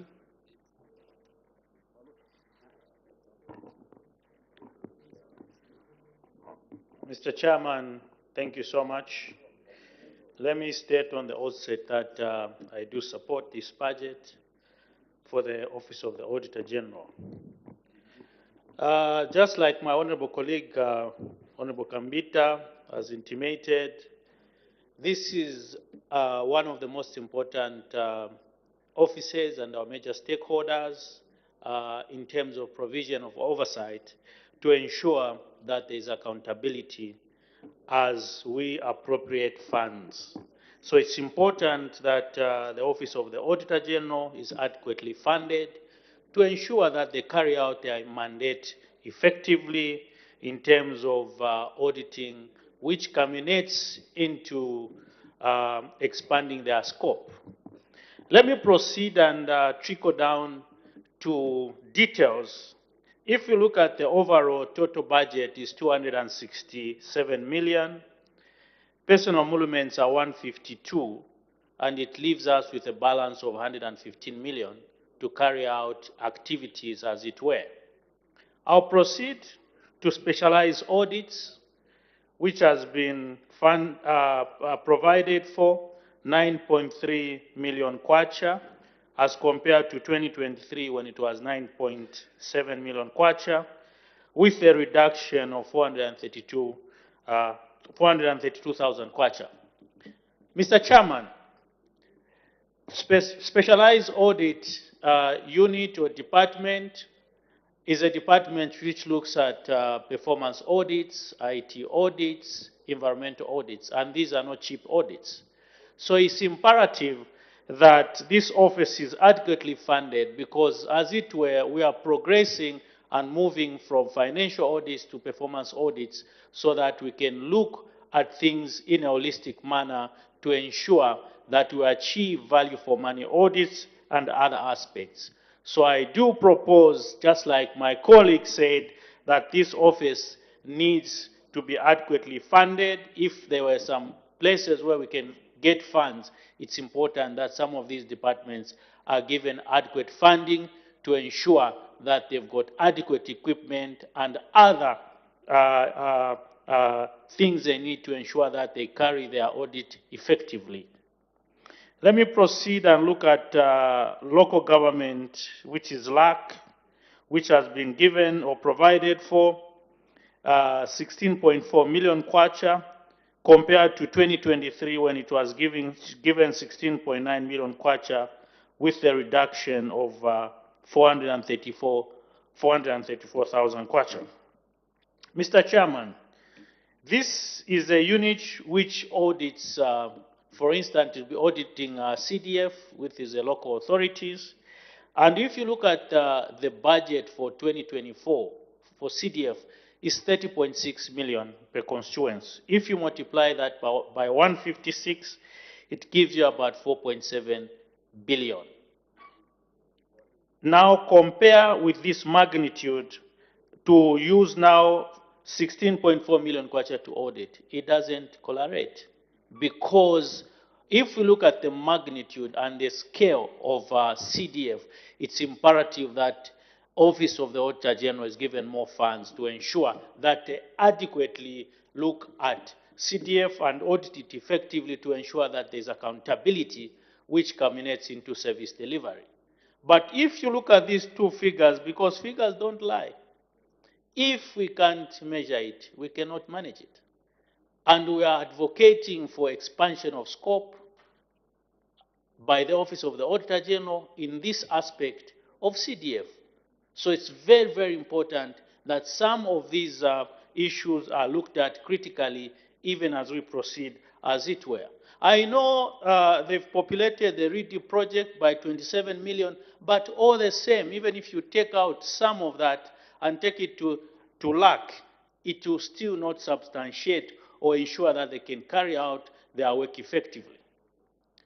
So it is very, very important that we look at some of these aspects, because if we are not critically going to look at it, then we will not achieve that which we want, which is accountability, and also ensure that they look at issues of capacity in terms of other audits. Let me proceed and look at the revenue audit. Revenue audits ensures that government collects money, which also goes into the budget to that effect to ensure that we provide services for the Zambian people. But there's also a reduction for 2024 compared, 2024 is 6.1 million compared to 6.7. there's a reduction. How do we ensure that they go and check to ensure that government collects enough revenue? So it's important because Office of the Auditor General give you highlights where government is lagging behind in terms of collection of revenue, how the government service bus is working, how all these other revenue related institutions such as Home Affairs and others are collecting revenue as it were. So it's important that some of these very, very important departments are well funded to that effect so that they can carry out their mandate effectively. I won't labor so much, Mr. Chairman. I think most of words which Honorable Kambita, my colleague, mentioned are the mere truth, because we need to ensure that for Auditor General to perform effectively, we fund them effectively. The Internal Audit Department at Office of the Auditor General, 2023, 1 million reduction to 515. This is a first line of defense as well to ensure that some of the early issues are raised up and also given to management for corrective measures. So it's important that also such a unit is supported within the Office of the Auditor General to carry out its mandate effectively. And also, there are so many questions which are asked to say, who audits Auditor General? First is internal audit, then there are other external auditors which look at the Office of the Auditor General. So it's very, very important, Mr. Chairman, that some of these areas are looked at, not also withstanding the fact that personal emoluments are huge even in our budget, if not 50% of our budget. That's why I did a comparison with what has been funded, 267 million, compared to personal emoluments, 152, and leaving 115 for auditing purposes, which is a core mandate of the institution to ensure that they inform other organs of the government, such as Parliament, and then corrective actions are taken to ensure that us now as other committees such as Public Accounts Committee can provide oversight to the government on what has been raised by the Office of the Auditor General, as it were, to ensure that there is accountability and good governance. Mr. Chairman, I thank you. As I sit, I support this budget. Thank you. Mr. Daka.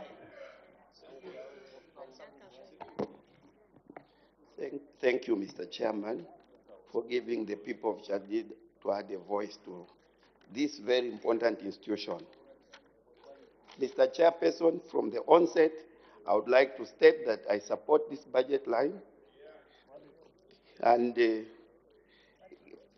let me also state from the beginning, Mr. Chairperson, that because of the work of this institution and your committee, the Public Accounts Committee, we have seen a reduction, Mr. Chairperson, of ministries that have been cited with audit queries in the numbers of 12. We are talking about including the provincial ministries and including the major ministries which are based here. Mr. Chairperson, this institution of government is a very important institution because this is an institution, Mr. Chairperson, that ensures that there is accountability with regards to public resources. Mr. Chairperson, I'll give you some of the examples which have come out of the revelation of this very important institution. Mr. Chairperson, we have received reports in our committee where some government officials have come up with very unfair contracts, where they've come up with the conditions of contracts which allows a supplier of goods and services to charge penalties on an advance payment. What am I trying to say, Mr. Chairperson? What I'm trying to say is there's a huge penalty which government have suffered because they have failed to honor the advance payment condition of contract. What does that entail in this one of these fair and contracts that we have come across, Mr. Chairperson? We saw, Mr. Chairperson, where the penalties exceeded the initial contract sum of this very contract that we are discussing here, Mr. Chairperson. And as if that was not enough, Mr. Chairperson, after several negotiations, government honored these penalties that actually were accumulated under this contract. But what did we see, Mr. Chairperson? That very supplier, Mr. Chairperson, failed to execute the contract after being paid a total sum of penalties, which in fact exceeded the contract sum. Mr. Chairperson, the examples are many where this institution has revealed some of the malpractices which are happening in government institutions and parastatals. And as such, Mr. Chairperson, with the work of your committee, the Public Accounts Committee, where we have quizzed these officers, and some of them have even recommended for prosecution. That's why, Mr. Chairperson, you have seen a reduction in the number of ministries appearing before our committee this year. Mr. Chairperson, let me now go to the issues to do with what has been provided for in terms of funding for this year. Mr. Chairperson, the amount that has been allocated to this very important institution, in my view, is not enough. Mr. Chairperson, this institution now has been tasked with an extra responsibility to deal with the auditing of all councils in the country. Mr. Chairperson, you are also a member of parliament. You know that CDF is given to all constituencies, 156 constituencies in the country. And just imagine, now the office of the Auditor General is tasked to go throughout this country to go and audit these councils. Therefore, they need to be capacitated, Mr. Chairperson. As it stands, Mr. Chairperson, one of the biggest problems or biggest challenges that the Auditor General's office is facing is that of transport. Mr. Chairperson, most of the vehicles that they own, that this institution owns, are wrecked. Mr. Chairperson, you can't imagine really that if you look at the condition of the vehicles that are at Auditor General, you can't imagine that they can even perform any meaningful work with regards to this very important aspect of auditing. Mr. Chairperson, as my colleague, Mr. Kambita, has already alluded to, the computer is one of the most important tools that the Auditor General officers use. And the other factor, Mr. Chairperson, is this institution is heavily understaffed. And now with the inclusion of the CDF component, it's worse now. So we need to look at the aspect of capitalizing or allocating more workers, more human capital to this very important institution that is involved in governance. Mr. Chairperson, a well-equipped Auditor General's office will lead to, one, there will be adherence to important laws and regulations. Mr. Chairperson, there will be establishment and maintenance of effective internal controls. Mr. Chairperson, internal controls are very cardinal with regards to issues of accountability. If we have got an effective internal control in an institution, Mr. Chairperson, I can assure you, you have zero audit queries in that institution. And that's why it's very important to have an effective internal audit control in this institution. Mr. Chairperson, there will also be adherence to the procurement guidelines and contract provision. Mr. Chairperson, most of the queries that we receive at the Public Accounts Committee border on procurement. Mr. Chairperson, this component of governance, the procurement, should be critically be looked at. Because most of the malpractices in financial mismanagement emanates from this component of governance. Therefore, if we have got an effective or a well-functioning Auditor General's office, we will curb most of the bad vices that emanate from this component of governance. Mr. Chairperson, I don't want to bore the House with those few remarks. I would like to thank you. I thank you. Mr. Mopani, Apani.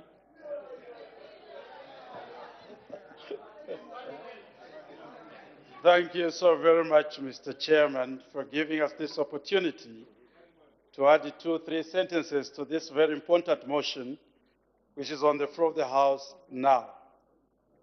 Mr. Chairman, the duties of the Auditor General's report have already been outlined in the submission that was made by the Vice President.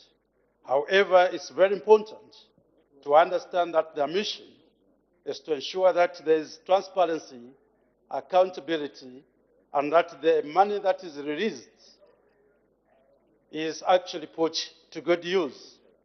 When we talk of transparency, Mr. Chairman, it's very important to indicate that the people's money ought to be taken care of and be put to good use. We can only do this when we have a reasonable and well-skilled Auditor General's office. Further, it has to be indicated from ab initio that the institutions that are actually supposed to be audited by the Auditor General ought to behave in a manner that is befitting.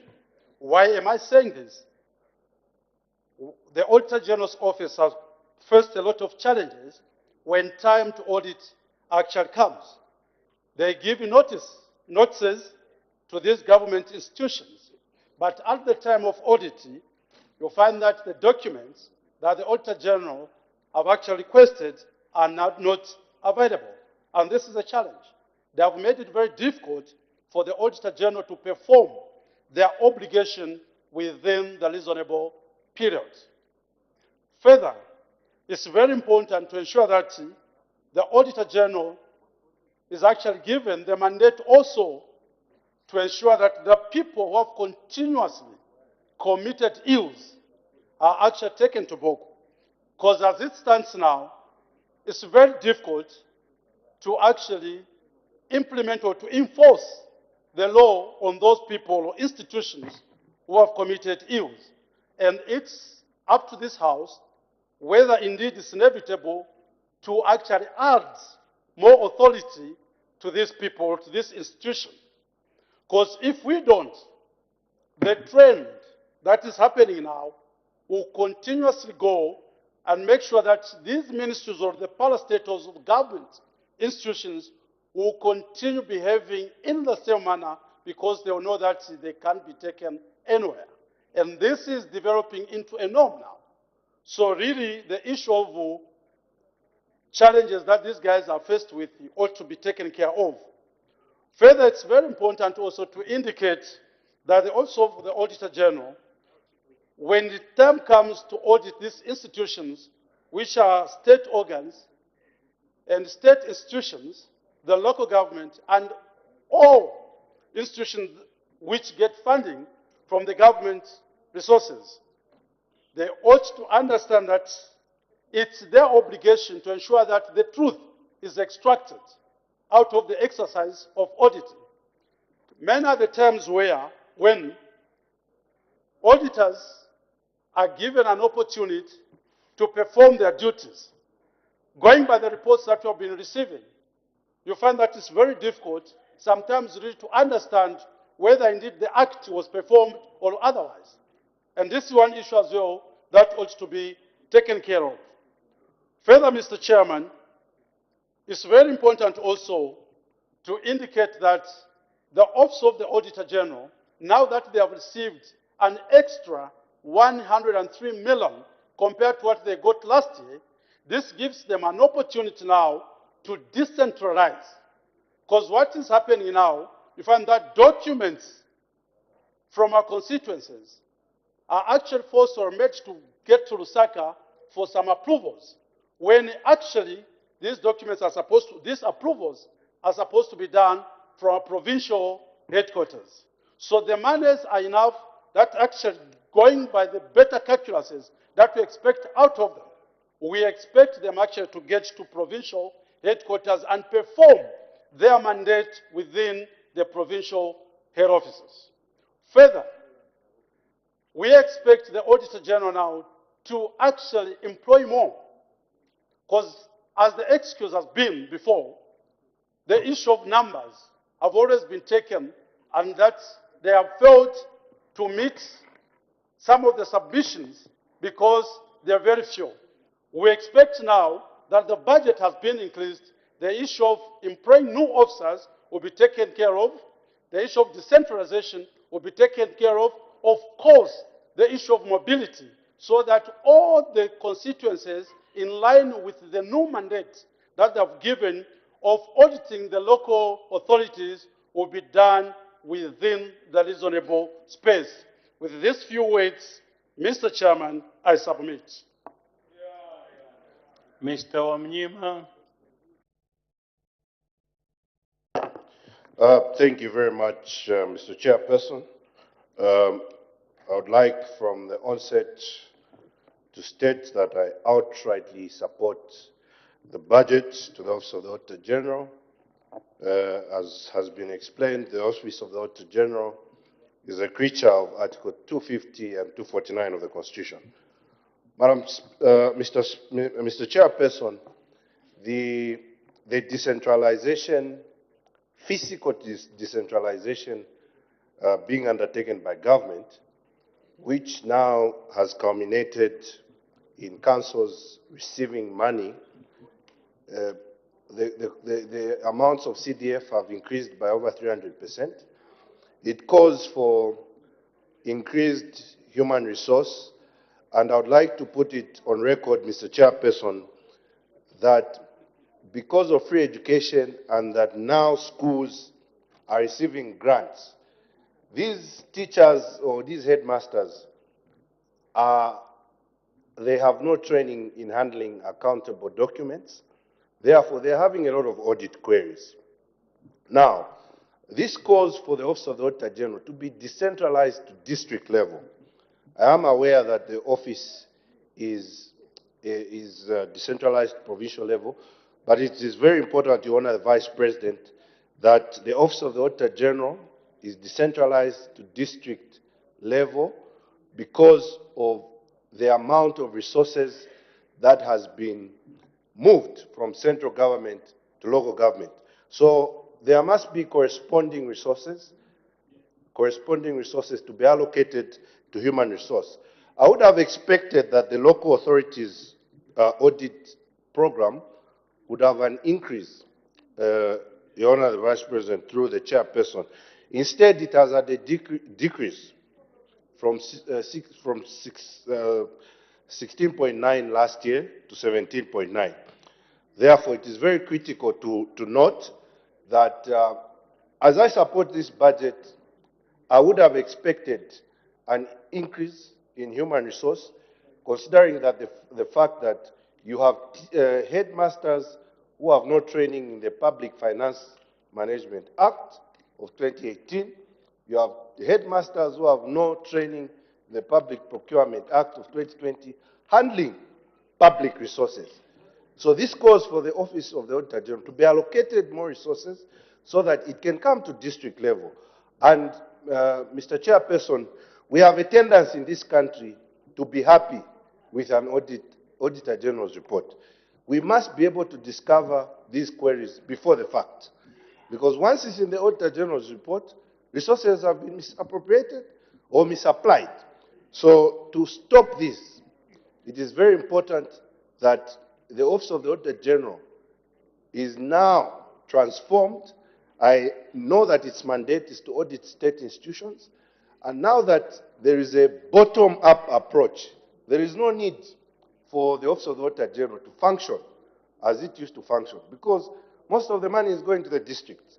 So to have a centralized Auditor General's report calls for a transformative form of approach to audits. Further, Mr. Chairperson, it is important to also note that Article 234 of the Constitution, of the 2016 Constitution, introduced what they call a State Audit Commission. That is not operational, and I'm even questioning whether there is need to operationalize that, because that has failed in other jurisdictions like Ghana. So therefore, it now calls to understand that, Your Honor, the Vice President, if we were to operationalize that, we would have the same situation as we have now with the Emoluments Commission, because the 2016 Constitution was too ambitious without considering the reality in terms of the ground. In supporting this budget, I would like to summarize by saying that the Office of the Auditor General has been insufficiently funded in as far as the human resource component of actual auditors on the ground. Because these auditors with all these CDF programs must be able to also do spot checks with internal auditors in the councils. They must be able to travel in the far-flung areas. And it must just not be desk review. Even all this infrastructure, these blown-off roofs, Mr. Chairperson, they are CDF projects. So it shows you that the concept of fiscal decentralization must come with corresponding accountability. And the call for accountability demands that all local authorities must not really rely on a provincial kind of setup for the Office of the Auditor General. It must be decentralized at district level. With these few remarks, I would like to submit my support on this head. Thank you very much. Sorry, we have to proceed. The last one will be Mr. Chuya. Thank you very much, Chairperson. From the onset, let me also join my honorable colleagues in supporting this budget under the Auditor General's Office, which is a very, very critical office, Chairperson, as we all know that it's the institution that audits government organs, government institutions, local authorities, and other quasi-government institutions. Chairperson, I will begin by mentioning that this is a very cardinal office in the sense that with the coming in of the new Dawn government, His Excellency the President has been on different forums indicated that we must be mindful as we use government funds and that we must attach prudency in the manner that we use government resources. And he has actually attached the three cornerstones that has to be followed, and this is ensuring that we get things at the right price, of course, deliver at the right time, and indeed with a right project. Chairperson, this can only be attained with this office in existence. Minus the Auditor General's office, there will be chaos in the manner that we do business, there will be chaos in the government expenditure. And as such, I stand firmly to support this budget. We also want to mention here, Chairperson, that this institution must now embark on the sensitization programs. We have so many times, Your Honor, the Vice President, seen the recurrence of audit queries year in and year out. Same audit queries keep on coming to PAC, keep on coming to Parastatal Bodies Committee. We want this institution to go further and start sensitizing the various programs to ensure that we reduce on the recurring of these audit queries. Chairperson, I also want to ensure and make mention here that it is important that as we allocate these budgets to the Auditor General's Office, we need Auditor General's Office to start making follow-ups on audit and make recommendations to Parliament. The Auditor General's Office must start making follow-ups on the reports that PAC makes, on the reports that parastatal bodies makes, and make reports to Parliament so that Parliament can take action on such reports. 267.7 million allocated to this office, I believe is going to suffice, but I am ready and prepared to support, if any, the supplementary budget that might come. Why am I saying so? Chairperson, we are aware that CDF has been allocated and has been increased to 30.8 million kwacha across all the constituencies. This is a huge taxpayers' money that needs to be utilized prudently, and we want this money to be accounted for. Now, if you look at the allocation of 110.1 million kwacha to personal emoluments, I believe, Chairperson, that there has been an increase in human resource to cater and ensure that, as my other colleagues has mentioned, that all corners has been captured to ensure that they are audited. 70.1 million kwacha, representing 26.2 million, 26.2% has gone to goods and services, which is okay. And then 87.5 million, representing 32.7%, has gone to capital assets. This is very important as we are trying to ensure that the auditor brings proper audited reports to this House. We need to equip them. We need to ensure that they have got all the required equipment in terms of motor vehicles, in terms of structures, in terms of computers, and all these other accessories that will make their jobs very easy.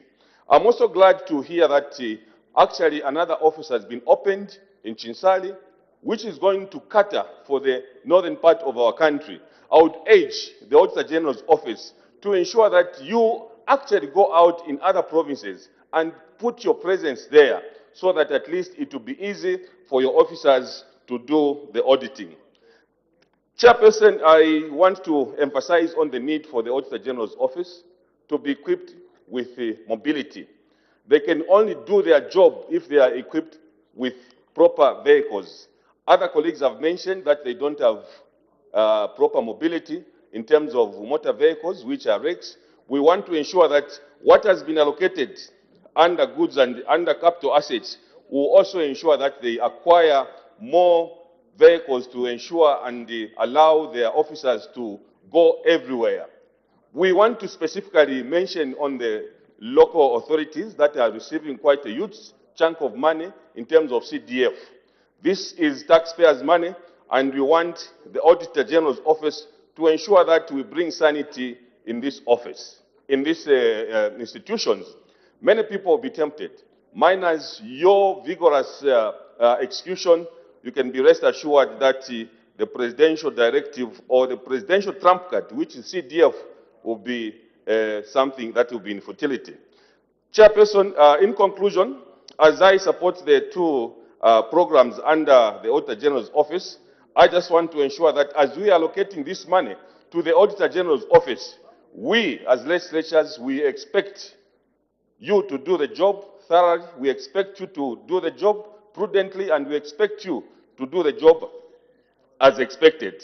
Chairperson, I want to thank you for allowing the people of Ron to contribute on this head. I thank you.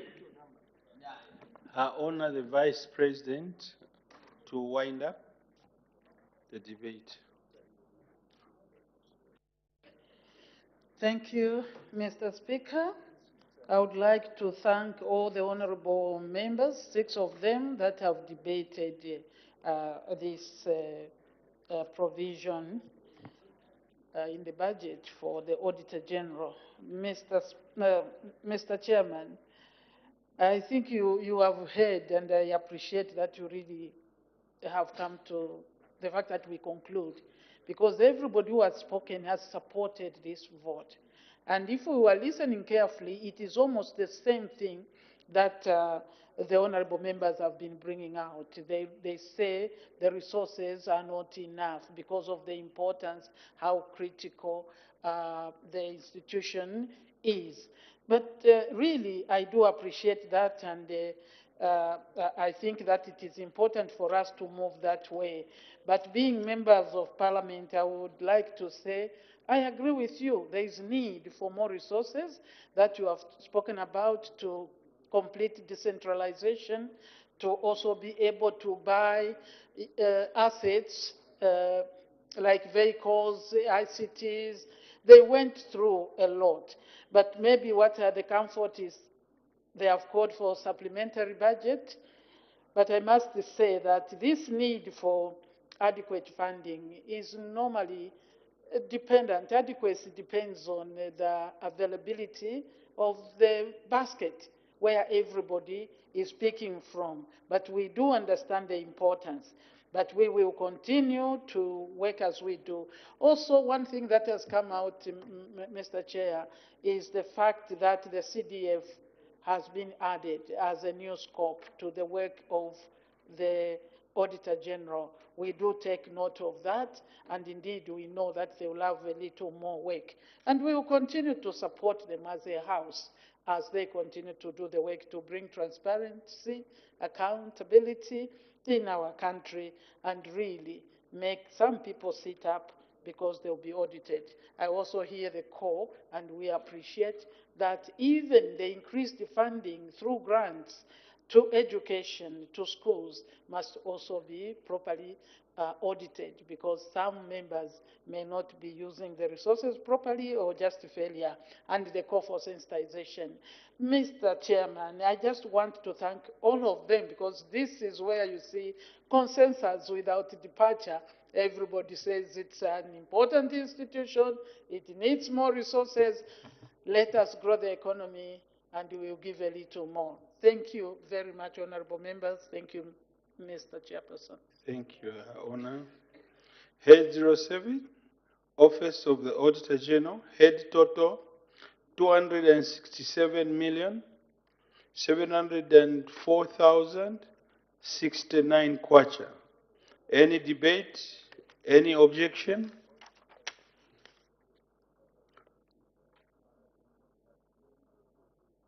I see none. I put the question. The question is that head 07, Office of the Auditor General, head total 267,704,069 kwacha stands part of the estimate. As many as that opinion say aye. Of the contrary say no. The ayes have it. The question is resolved in the affirmative. Head 07, Office of the Auditor General, head total 267,704,069 is ordered to stand as part of the estimate. We move to head 08.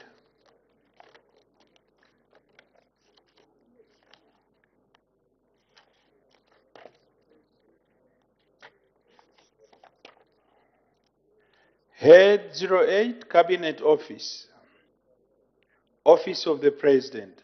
Her Honor, the Vice President, policy statement.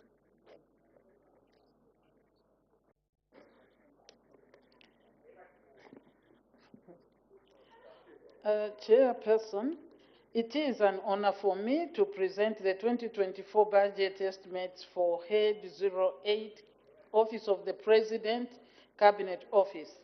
Cabinet Office is the highest administrative organ in the public service. It is charged with the responsibility of securing the general efficiency and effectiveness of the public service. It is also responsible for monitoring and evaluating the overall performance of the public service for the efficient administration of government business. Cabinet Office derives its mandate and its function from Article 176, Sub-Article 1 of the Constitution of Zambia, Amendment Article number 2, Amendment Act number 2 of 2016 on the creation of the Office of the Secretary to the Cabinet. It comprises the following: A, Office of the Secretary to the Cabinet; B, Administration Division; C, Management Development Division; D, Policy Analysis and Coordination Division; and E, Gender Division. Chairperson, in executing its mandate, Cabinet Office is guided by the following mission statement: to provide strategic leadership in the development and implementation of public policies and programs for the general efficiency and effectiveness of the public service. Overview of 2023 operations. Chairperson, in 2023, a total of 545,268,996 kwacha was appropriated to Cabinet Office. The office registered some positive outcomes in line with its 2022 to 2026 strategic plan and balanced scorecard. The major programs undertaken in 2023 include: A, successfully managed the conduct of all state and official functions; B, facilitated the conduct of cabinet meetings as well as cabinet committee meetings; C, coordinated the formulation and approval of policies by cabinet and facilitated the processing, publication, and introduction of bills to Parliament; D, coordinated performance management and development of service delivery charters in the public service; E, undertook the design, realignment, and review of organizational structure for government ministries and institutions. F, undertook the revision of the national gender policy as well as reviewed and developed gender advocacy programs. G, revised and successfully launched the national decentralization policy. And H, conducted an economic empowerment needs assessment to establish the needs and the requirements of the registered cooperatives. B, 2024 budget estimates, Chairperson, in 2024, a total of 648,330,554 kwacha budget estimate is proposed for Cabinet Office. The marginal increase of 19% in the proposed estimates is explained by the expanded mandate of Cabinet Office. It also caters for the Presidential Delivery Unit. Cabinet Office will execute the following key programs. 1, public service leadership. The program is aimed at improving the efficiency and effectiveness of the public service. It will focus on A, leadership development, which will encompass orienting and capacitating senior government officials at various levels. B, advisory role to the presidents on the management of the public service. And C, provision of policy guidance to the executive and senior management through meetings and issuance of Cabinet Office circulars. 2, public service management, development and coordination. This program is aimed at providing technical support to ministries, local authorities, provinces, and spending agencies, and will, among others, facilitate the A, alignment of organizational structures to institutional mandates, strategies to promote efficient, effective, and quality delivery of services for national development. B, development of strategic plans for MPLSs and quality assurance and mid-term reviews of institutional plans. C, roll out performance-based contracts to local authorities to ensure accountability for performance and service delivery to the people. D, facilitate decentralization of 2 additional functions to the local authorities. And E, provision of guidance to provincial administration as well as the rest of the public service on policy interpretation and implementation. As the time is 16:40 hours, I suspend business for 20 minutes for a health break. Business will resume at 17 hours. Members of Parliament are taking a tea break. And on the floor of the House was our Honour, the Vice President, delivering a policy statement for Head 08, that's our Cabinet Office of the President. And so the House has resolved into Committee of Supply to consider estimates of revenue and expenditure, including capital and constitutional and statutory expenditure.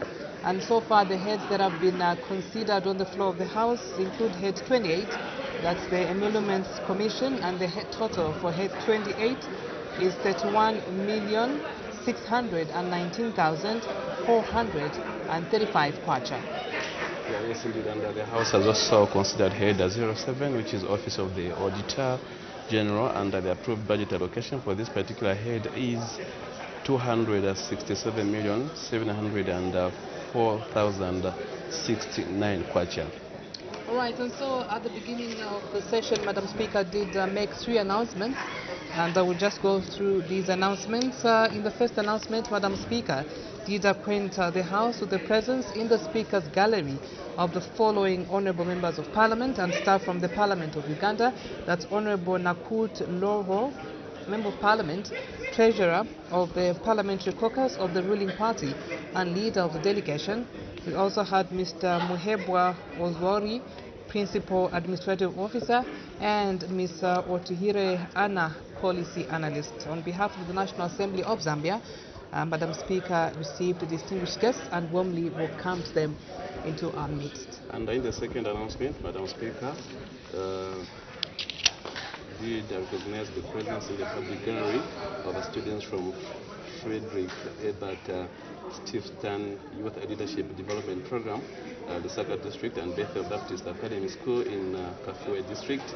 And on behalf of the National Assembly, Madam Speaker did welcome the visitors to the National Assembly. So in the third announcement, Madam Speaker did inform the House that the Ministry of Agriculture will on Thursday, 9th November 2023, hold a meeting on a sustainable agriculture financing facility for all members of Parliament. The meeting will be held in the amphitheatre main Parliament buildings from 09:30 to 11:30 hours. And Madam Speaker did say that the honourable members are urged to attend the meeting on a voluntary basis. Right now, we take a break and we'll be back at 17 hours for more parliamentary business.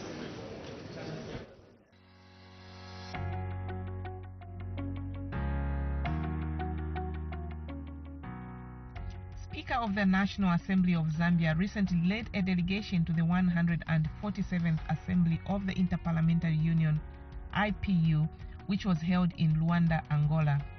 Madam Speaker's delegation included the following: Mr. Harry Kambone, MP for Kalomo Central; Mr. Oliver Amutike, MP for Mongo Central; Ms. Jacqueline Sabao, MP for Chikankata.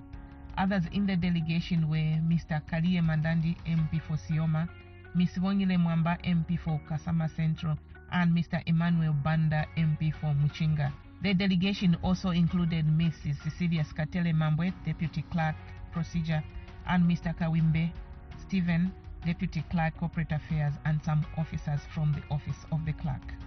The 147th IPU Assembly was held under the theme Parliamentary Action for Peace, Justice and Strong Institutions, a theme derived from the United Nations Sustainable Development Goal number 16, which is also known as the Governance Goal. The Assembly provided a platform for parliamentarians to deliberate, exchange views, and galvanize parliamentary action in the area. The delegations made statements on the general debate mainly focused on the country positions on the theme. Speaker of the National Assembly of Zambia, the Right Honourable Madam Nelly Muti MP, FAPRA, in her speech to the general debate stated that the theme could not have come at a better time than now when most regions of the world are engulfed in conflict. The former Secretary General of the United Nations, Dr. Kofi Annan, once reflected, and I quote, "Peace must be sought above all, because it's a condition for every member of the human family to live a life of dignity, security, and justice," end of quote. As I share my reflections on the subject matter of parliamentary action for peace, justice, and strong institutions, SDG 16, let me hasten to state that this topic could not have come at a better time than now, when some regions of the world are engulfed in endless cycles of conflict and violence, which have reversed years of investment in development and impacted negatively in the well-being of their people. No country on the African continent is better placed to host the 147th Interparliamentary Union meeting under the subject under consideration than Angola, given its experience of having been at war for close to 3 decades, but now a stable and admirable country championing peace not only in Africa, but other parts of the world. Angola, we salute you. For your leadership, you have shown the world in demonstrating that where peace, justice, and strong institutions exist, there is corresponding strides in development and respect for human rights. Officially opening the 147th IPU Assembly, President of the Republic of Angola, His Excellency João Lourenço, who is also current Southern Africa Community Development Chair and Chair of the Great Lakes region, expressed concern at the instability in the Mediterranean and some parts of Europe as well as other parts of the world. National reconciliation and political stability are the main achievements of our people, which allow us to convey and share these principles and values with other countries, mainly those of the Great Lakes regions and the Southern African region, where we still find some hotspots of instability, violation of constitutional normalcy, and weakening the social and economic fabric of those countries. As current chair of SADC and equally chair of the International Conference on the Great Lakes region, I've been intensifying efforts in order to find long-lasting solutions in order to bring into normalcy some of the conflicts on the African continent through intense diplomatic activities. His Excellency Lourenco urged the parliamentarians to generate profound reflections which will contribute to the promotion of peace and social justice. The National Assembly is the main guarantor of consolidation of our state of democracy and rule of law in promoting citizens' rights and liberties, and by adopting economic development and social inclusion policies at the local level, whereby the voices of women, youngsters and minorities represent the wealth of the national culture. We do consider that the hosting of this 147th IPU Assembly in Angola is a tribute to the dynamism of the Angolan parliamentary diplomacy. And speaking at the same event, outgoing IPU President Duarte Pacheco urged the parliamentarians to be influencers of positive change if they are to engage society. Encontramos igualmente a necessidade de implementar. We also find the need to implement policies that will help us to achieve the SDGs. But 12% of these goals, they are achieved. And we also face threats on democracy with some population xenophobia, and they also threaten the needs of the society and democracy, and the growth of ITs, and sometimes it's also against the democratic ideal. And same way we also see the absence of long-term strategies in order for us to face the challenge on digitalization, namely on the AI. I acknowledge all the parliaments that had the initiative to have the commission for the future, so that they should discuss on the challenge that was launched by Secretary General Antonio Guterres, that should not just be in paper, but it should also involve the citizens, as we all better say, the parliamentarians. Ladies and gentlemen, according to Pepe Tela, if we want to transform and change the world, and we are unable to change ourselves, IPU sought to go against the speech, changing to be closer to the parliament, to be aware with the society dynamic, the wish of the people, and through that way to carry a culture of change to each of all the parliamentarians and the parliament. Because the great change in our society will only happen if we are all engaged that it should happen. Regain the trust of the people we serve. We must uphold the rule of law. And as we celebrate 75th anniversary of the Universal Declaration of Human Rights, protect people's fundamental freedoms.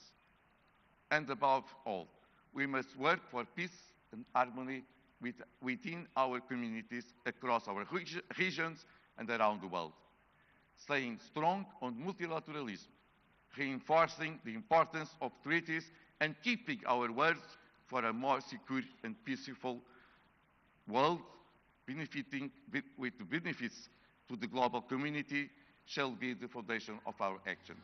Speaker of the Parliament of Angola, Dr. Carolina Sequeira, affirmed that the gathering of parliamentarians would commit to building bridges of dialogue and fraternity and cultivate and preserve human values.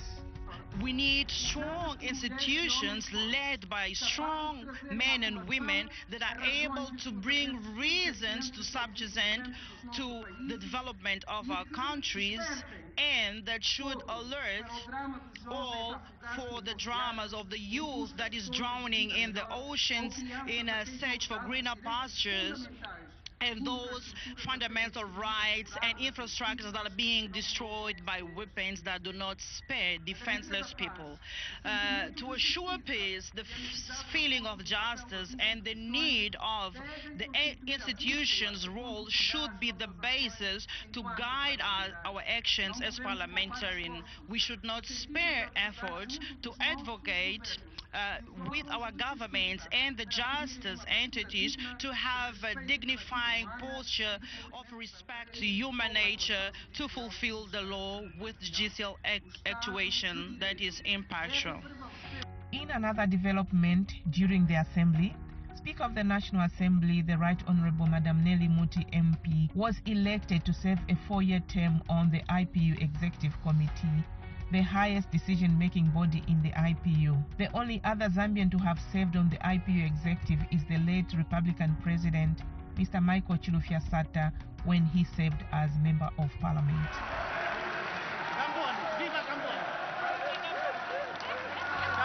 The 147th IPU Assembly also elected Dr. Tulia Ackson, the Speaker of Parliament of Tanzania, as the first ever female IPU president from Africa. Dr. Ackson takes over from Duterte Pacheco of Portugal and will serve a 3-year term.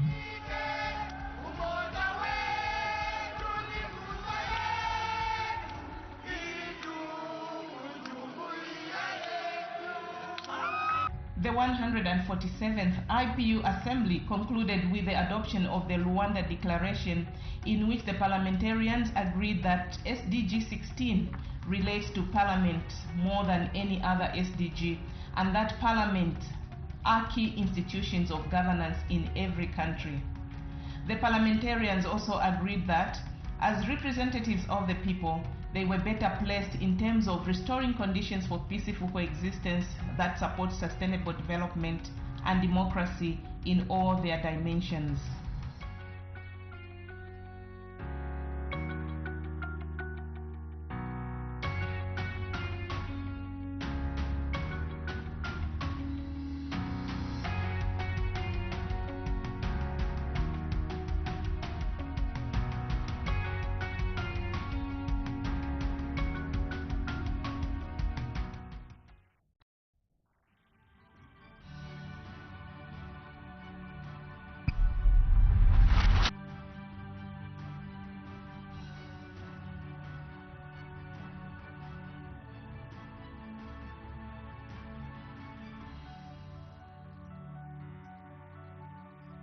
My name is Mulunda Darius.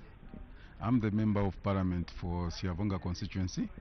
I came to Parliament in 2016, and I'm doing my second term at Parliament. And I reside in Siavonga. Siavonga is my home.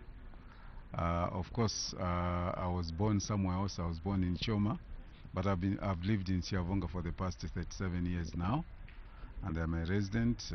I got married there, and all my children and my investment is in Siavonga. I went to school.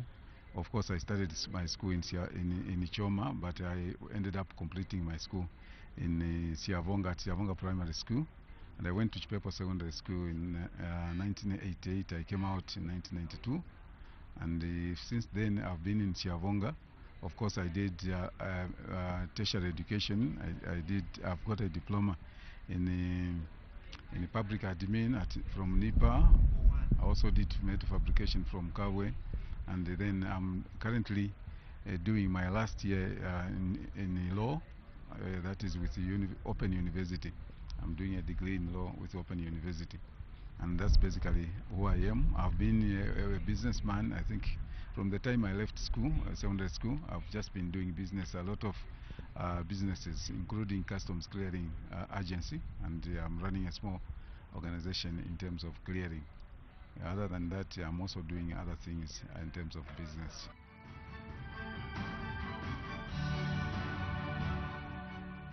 My constituency is situated, of course, at the banks of the Lake Kariba, and I'm housing the biggest power station in Southern Province, which is Kariba North Bank Power Station. We've got the Great Wall of Kariba Dam, and my constituency is both rural and urban, and 3/4 of my constituency actually is the rural part of it.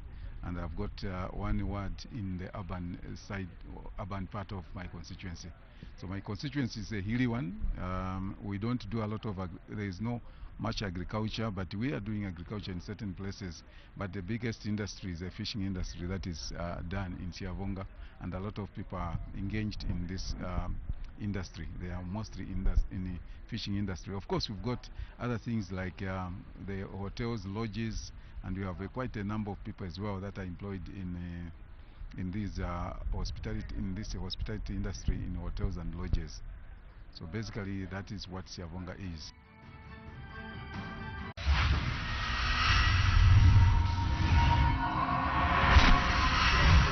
Thank you for still being with us here on Parliament television as we continue to bring Parliament closer to you. Business resumes in 2 minutes time, that's at 17 hours. The House has actually resolved into Committee of Supply to consider estimates of revenue and expenditure, including capital and constitutional and statutory expenditure, and has so far considered Head 28, that's Emoluments Commission, and monies allocated to the Emoluments Commission is 31,619,435 kwacha.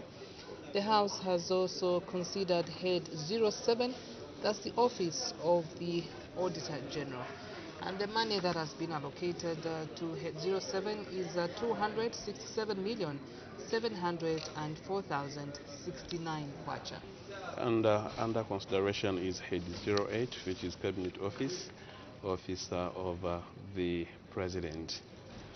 So remember earlier on, the House did consider a question for oral answer understanding Order 74. This is the question which came from Mr. Mishek Mutelo, who is Mitete Member of Parliament. And so as soon as the business resumes, Her Honor the Vice President will continue delivering her policy statement for Head 08, that's Cabinet Office, Office of the President. And so the bells are ringing, a sure indication that business will resume in a few seconds from now. So I would urge you to stay tuned right here on Parliament television.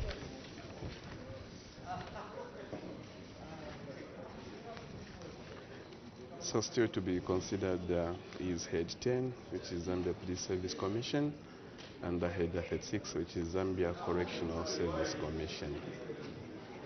And that will be it for today. So the House in total will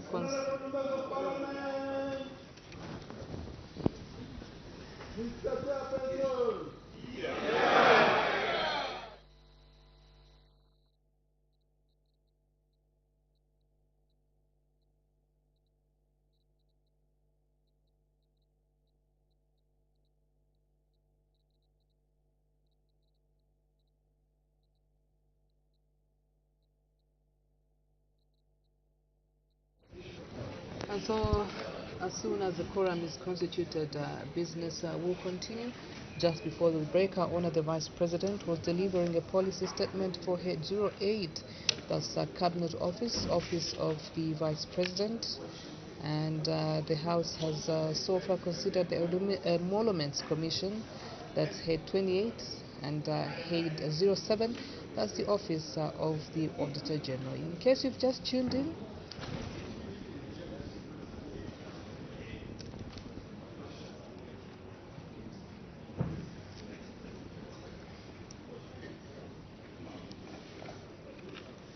When business was suspended, the Committee of Supply was considering Head 08, Cabinet Office, Office of the President, and Her Honor the Vice President was presenting a policy statement. May Her Honor the Vice President continue.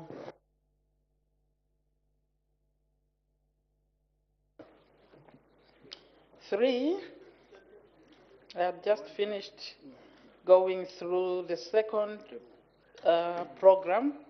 Now 3, State and Presidential Affairs. This program is aimed at enabling the presidency perform ceremonial, constitutional, and other national duties. The main operations will include A, management of state functions, B, management and coordination of presidential affairs, C, management of the office of the former president, and D, management of the affairs of families to former presidents. 4, policy analysis and coordination. This program entails providing technical support to public agencies in the formulation of policies, as well as providing secretariat to cabinet and cabinet committees.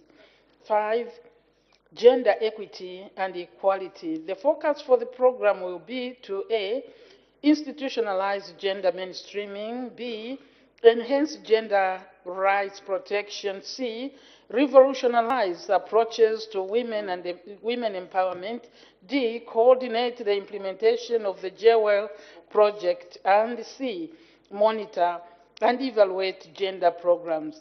6, management and support services. This program entails the provision of human and financial resources, logistical and other support services to Cabinet Office. The main operations will be A, provision of skilled and motivated human resource, B, prudent management and utilization of financial resources, C, provision of a conducive and secure work environment, D, provision of effective follow-up on the implementation of priority presidential pronouncements and the projects, E, management of air travel in the public service, and F, provision of a conducive platform for public-private dialogue. Chairperson, Cabinet Office assumes a great responsibility of driving the government agenda of nation building through the provision of policy direction and systems that enhance service delivery to the citizenry. I therefore submit to this august House the 2024 budget estimates of expenditure for Cabinet Office for your consideration and support. Chairperson, I thank you. Any further debate? Mr. Mpundu. Thank you very much, Chairperson. The mandate of Cabinet Office is well outlined just in the statement by our Honor the Vice President. One of the mandates is that Cabinet Office is to coordinate the development and implementation of policies and monitor and evaluation the implementation of government policies and making sure that such policies are aligned with the law.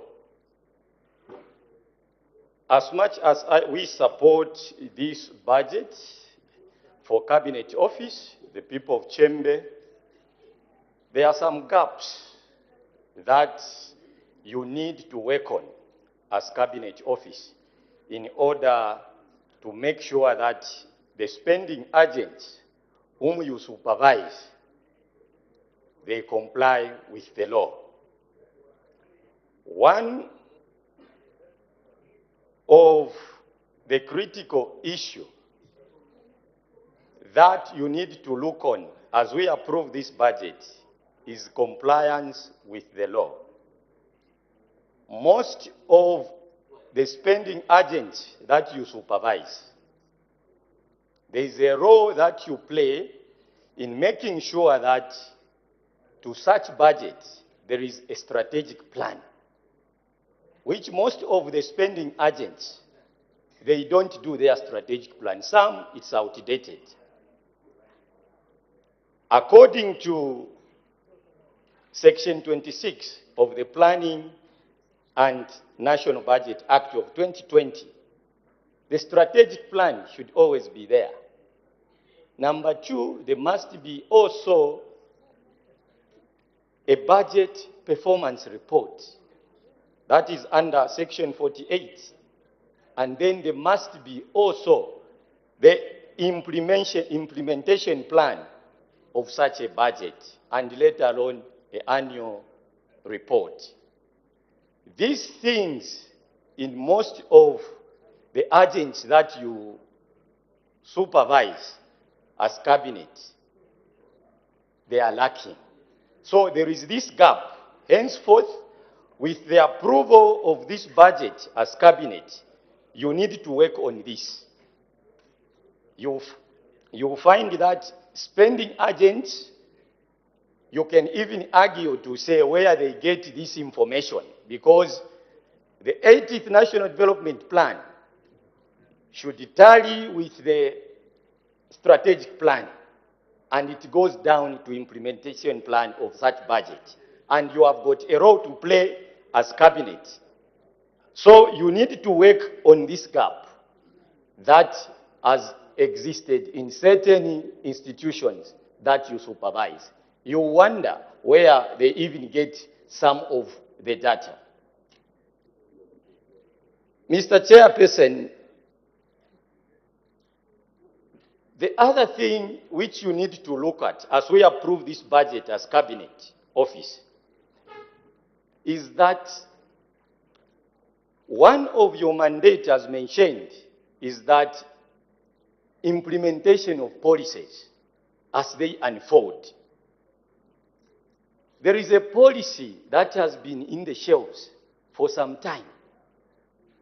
And as a country, we are talking about transparency and accountability. And that policy plays a critical role, which most of the spending agents, they haven't implemented, and they are struggling. And all what they refer to, they say, no, cabinet has not approved. They haven't given us the roadmap. What is that policy? The policy of monitoring and evaluation. Most of the spending agents that you supervise as the cabinet office, they haven't implemented this policy. And what they have done is that the policy says spending agent should have a department, a standalone department, to do with monitoring and evaluation. What the spending agents has done is that they and then they mark their own exam. You find that the monitoring and evaluation is done by the planning department, which is doing monitoring and evaluation. What is that? Where is transparency and accountability? Where you set your own exam and you mark it yourself. This somehow they are emanating from these policies that you as cabinet office, you are not implementing on time.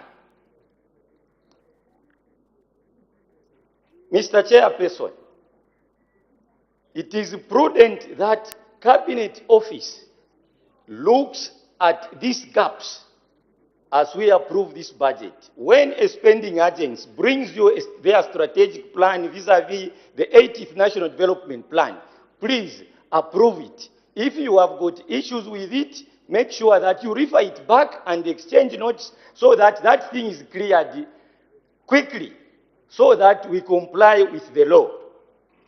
And can you make sure that all spending agents, as we approve this budget, the people of Chembe are saying, make sure that monitoring and evaluation departments are established as independent entity, as the policy of monitoring and evaluation has said.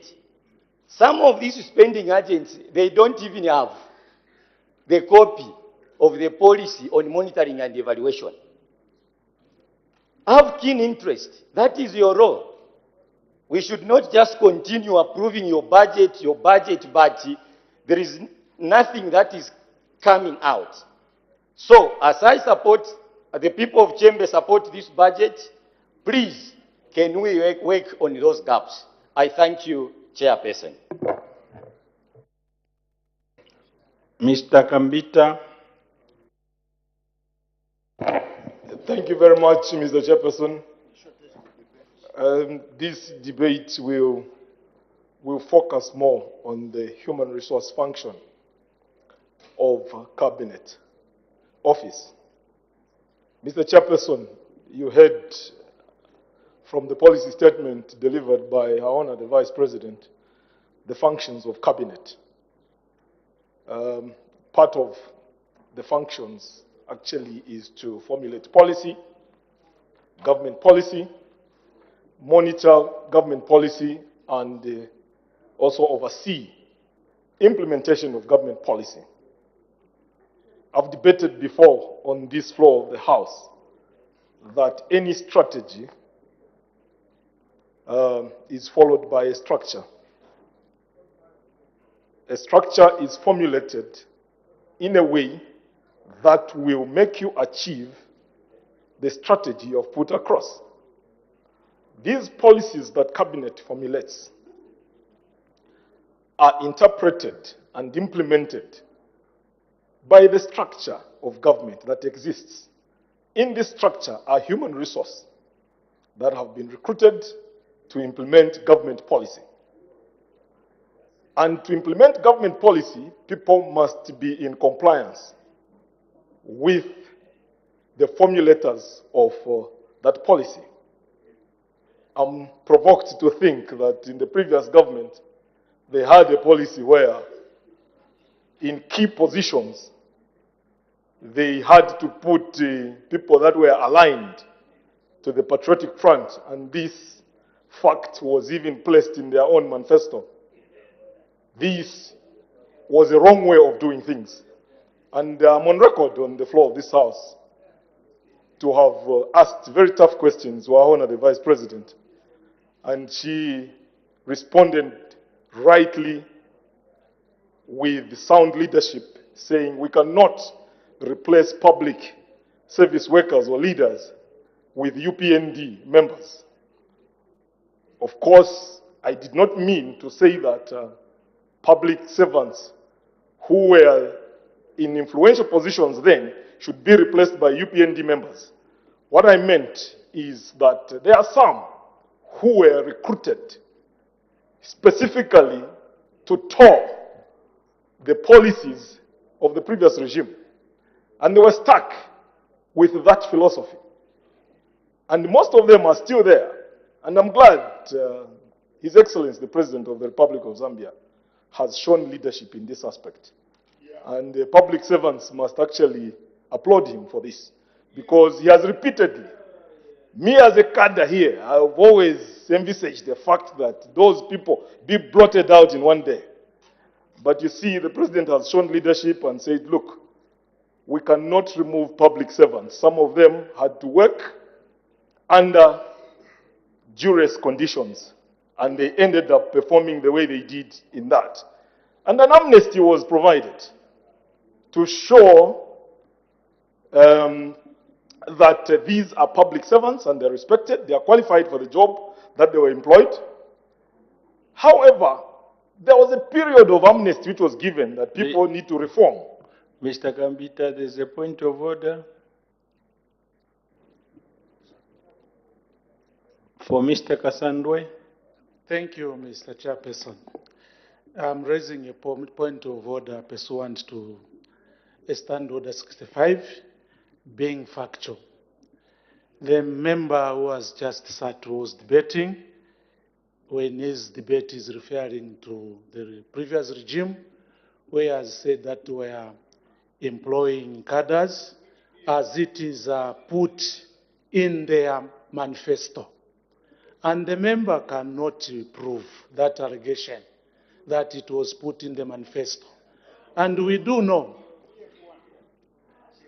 He did say it was put in their manifesto. So the member cannot substantiate that because he cannot lay anything to that fact.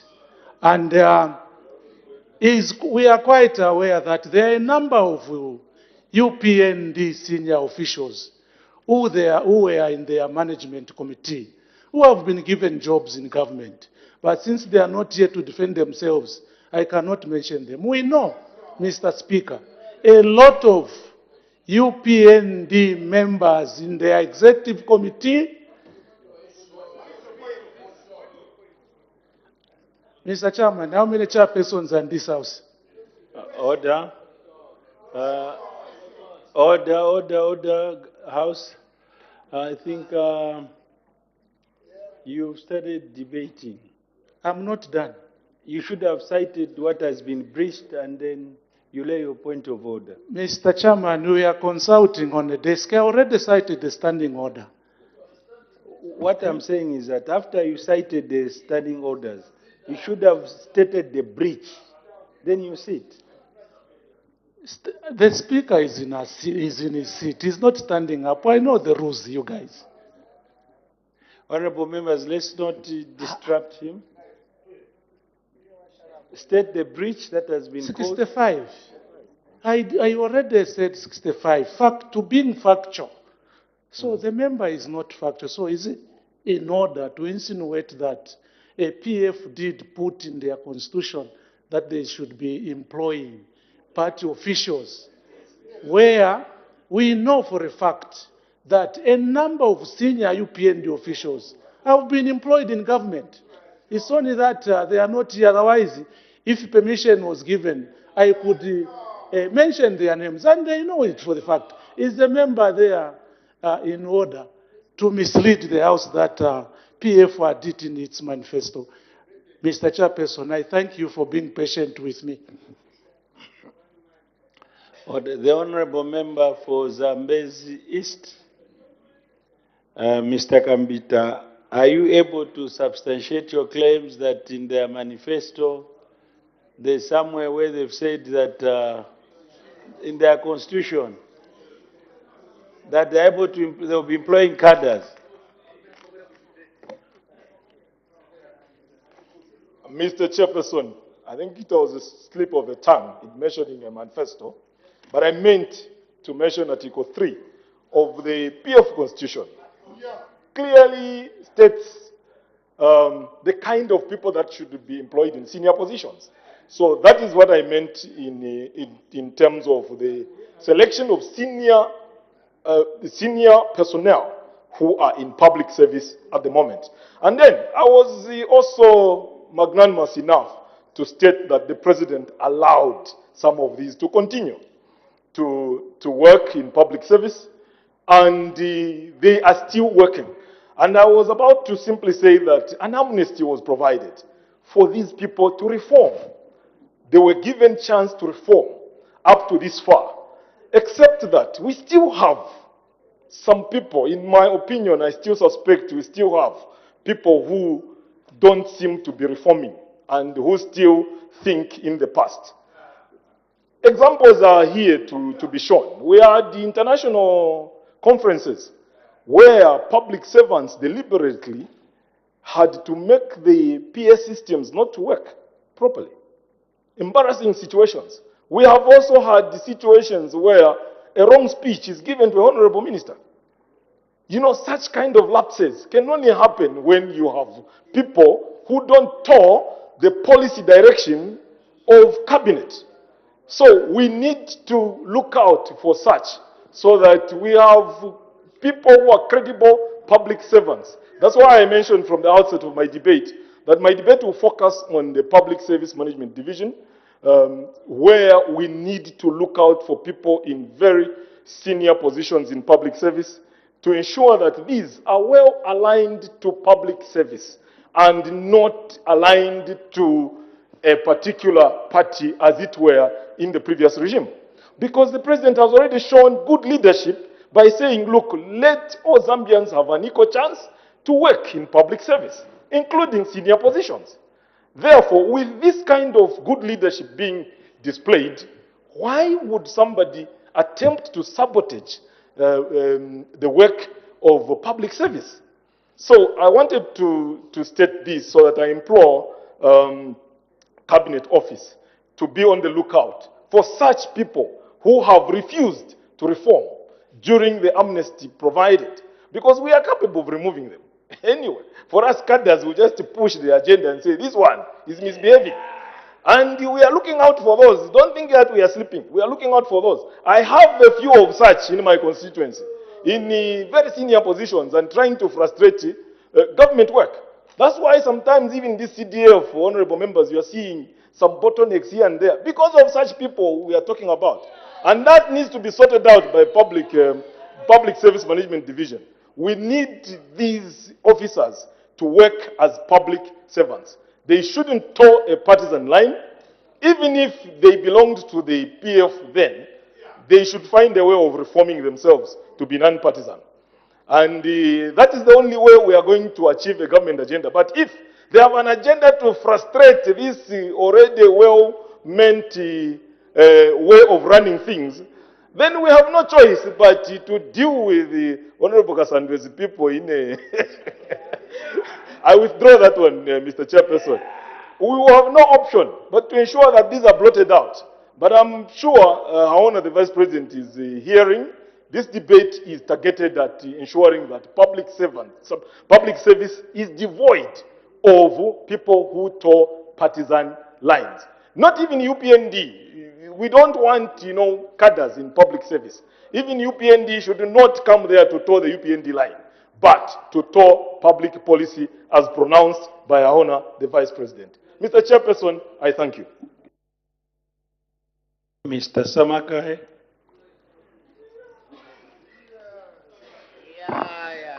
Thank you very much, Mr. Chairman.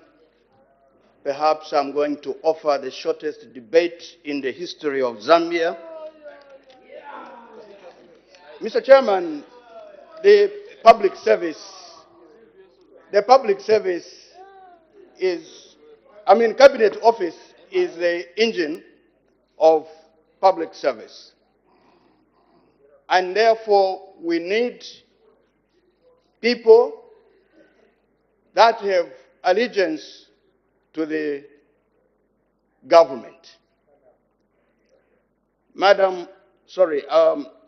Chairman, in this regard, I want to say that there have been policies that the UPND government has pronounced.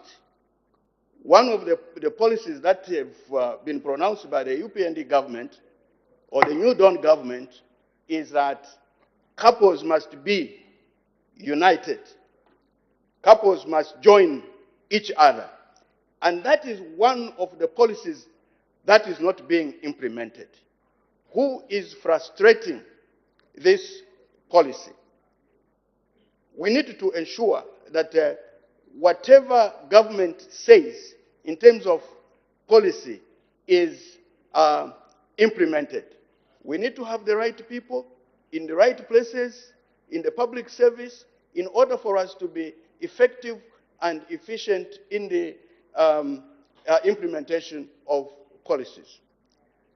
I want to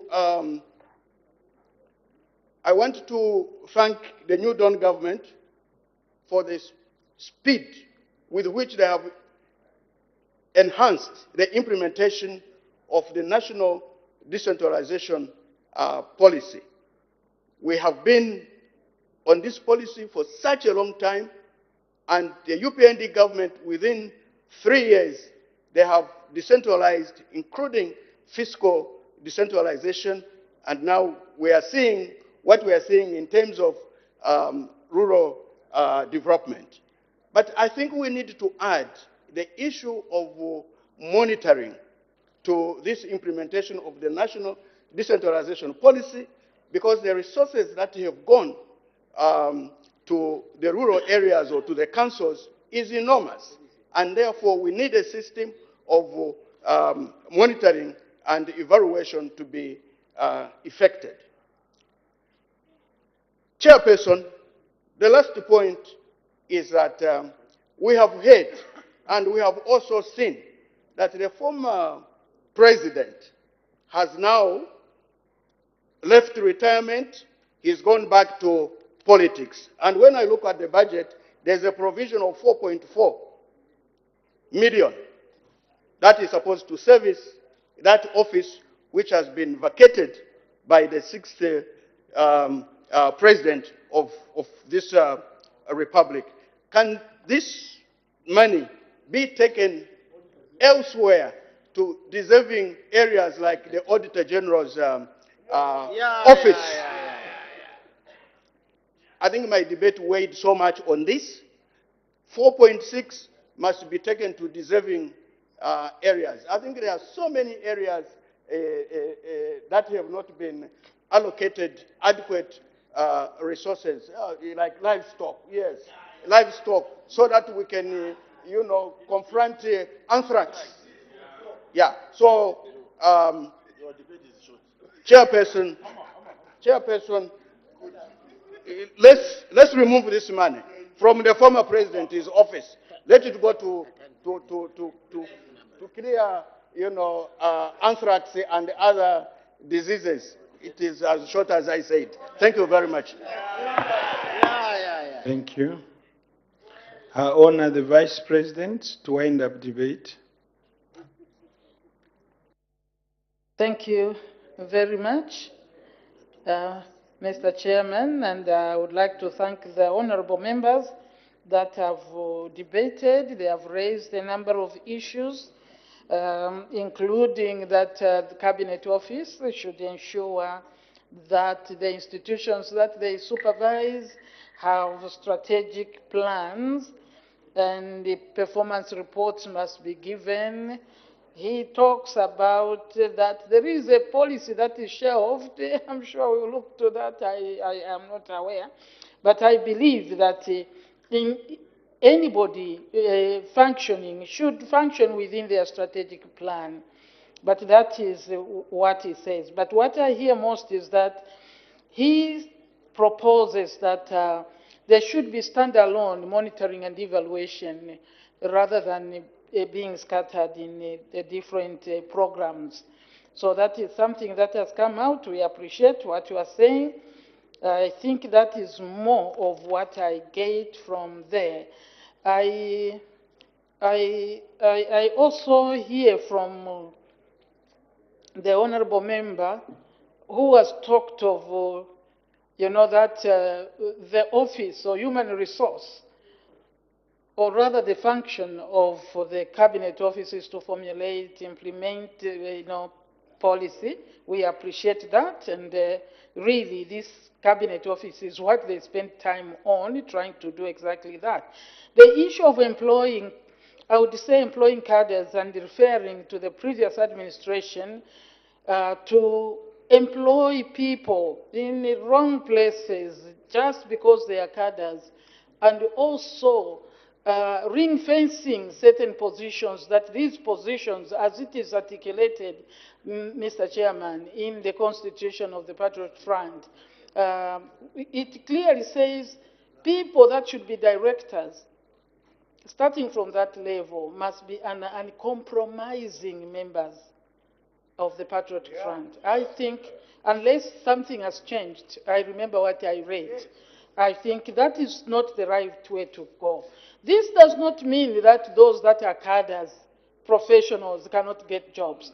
But to get a job because you are, and then performance goes down, that is not correct. And we will still stand by that, what the President has said, that we will indeed allow people to continue. But, like the Honorable has said, I think that civil service must be able to have, they have a disciplinary code. If a person is not performing, it doesn't matter who they are. There should be a way of disciplining them. That includes firing them.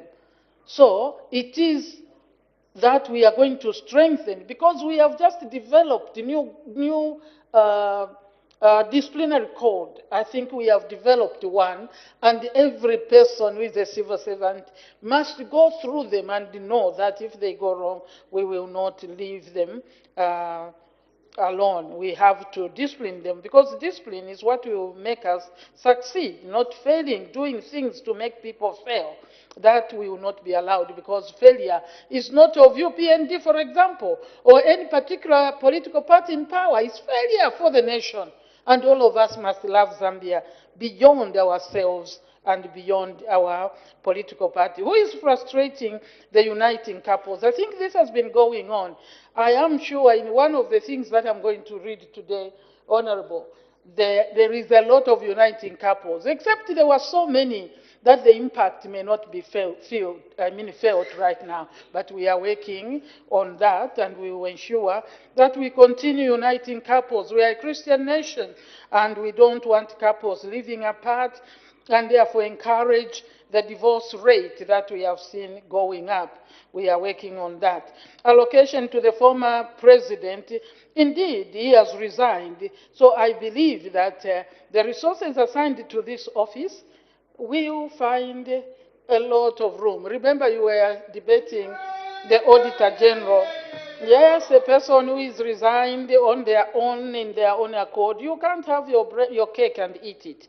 That is just the way it is. It's a condition for a retired officer, and if you are not retired, we can't keep the resources there. As long as he has retired, the money will be reallocated to many need areas of our country. Mr. Chairman, I appreciate the support of the House to this budget line. Thank you. Thank you, Honourable Vice President. Head 08, Cabinet Office, Office of the President, head total 648,330,554 kwacha.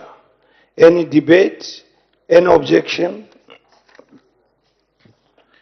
I see none.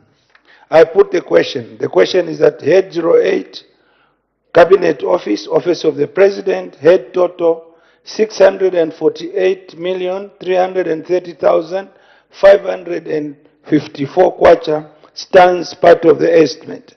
As many are that opinion, say aye. Of the contrary, say no. The ayes have it. The question is resolved in the affirmative. Head 08, Cabinet Office, Office of the President, head total 648,330,554 kwacha is ordered to stand as part of the estimate. Let's make progress. We move to head 10.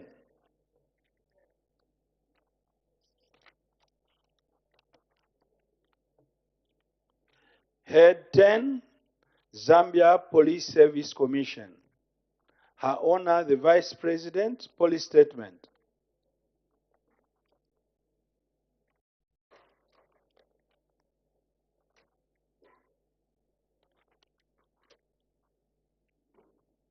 Chairperson, I wish to thank you for according me the opportunity to present the 2024 budget estimates for the Zambia Police Service Commission. 1. Mandate. Chairperson, the Zambia Police Service Commission is a constitutional and statutory body mandated to provide human resource services to the Zambia Police Service under Constitution Amendment Act Number 2 of 2016, established under Article 226 and the Service Commissions Act Number 10 of 2016. The Commission is responsible for ensuring that appointments, confirmations, promotions, transfers, regradings, attachments, secondments, discipline and separation of personnel in the Zambia Police Service and the National Immigration Department are done in accordance with the prescribed guidelines and procedures. 2. Mission statement. Chairperson, the work of the mission is guided by the following mission statement: to manage human resource for a sustainable crime-free society. 3. Functions of the Commission. Chairperson, the Zambia Police Service Commission is charged with the responsibility of human resource management in the Zambia Police Service as provided for in the Constitutional Amendment Act Number 2 of 2016 and the Service Commissions Act Number 10 of 2016, and the National Immigration Department as contained in the Cabinet Office Circular Number Call 101/23/1 dated 10th October 2014. The Commission's budget for 2024 is premised on the Strategic Development Area Number 4 of the 8th National Development Plan, which focuses on ensuring that there is an improved policy and governance environment. 4. Overview of 2023 budget performance. Chairperson, the Commission was allocated a total of 18,826,731 kwacha. Of this, 12,715,806 kwacha was for personal emoluments and 6,110,925 kwacha for goods and services. This was funded to execute highlighted programs as follows. 4.1. Governance and standards. 1. The Commission conducted tours to hear appeals from officers, sensitize police and immigration officers on human resource management reforms, inspect infrastructure, and get first-hand information on the conditions the officers operate in. During the period under review, the Commission toured 2 provinces, namely Copperbelt and Muchinga. The Commission also toured specialized units, namely School of Public Order Maintenance, which is in Kamfinsa, and Tazara in Impika. 2. Reviewed the 2019 to 2021 strategic plan and currently formulating the 2023 to 2026 strategic plan, service charter, and balanced scorecard for the Commission in line with the 8th National Development Plan. 3. Developed human resource management guidelines and procedures for recruitment and placement of officers in Zambia Police Service.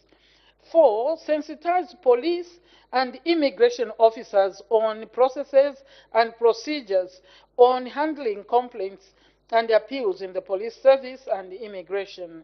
5. Processed 2,722 appeals and disciplinary cases in the police service and immigration. 6.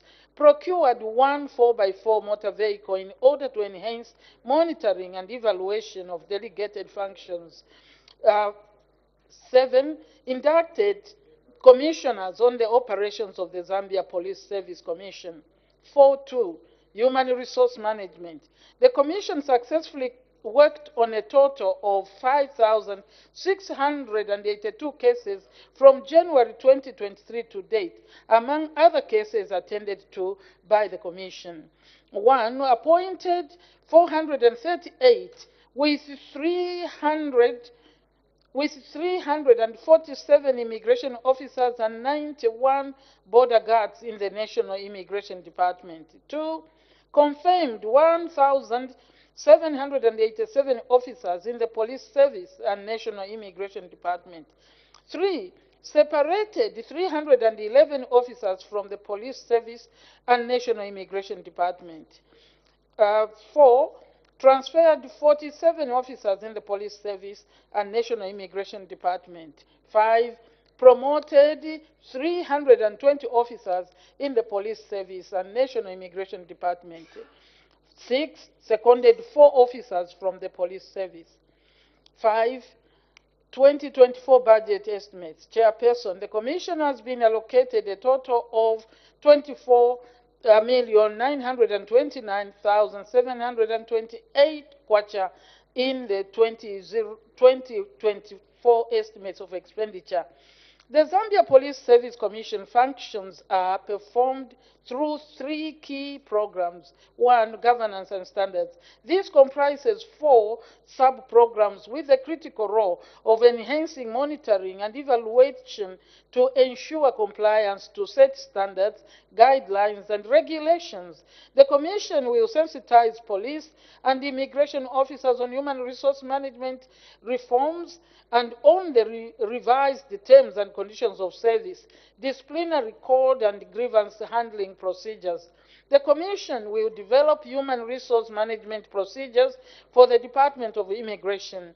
The Commission will also computerize records and procure 2 motor vehicles.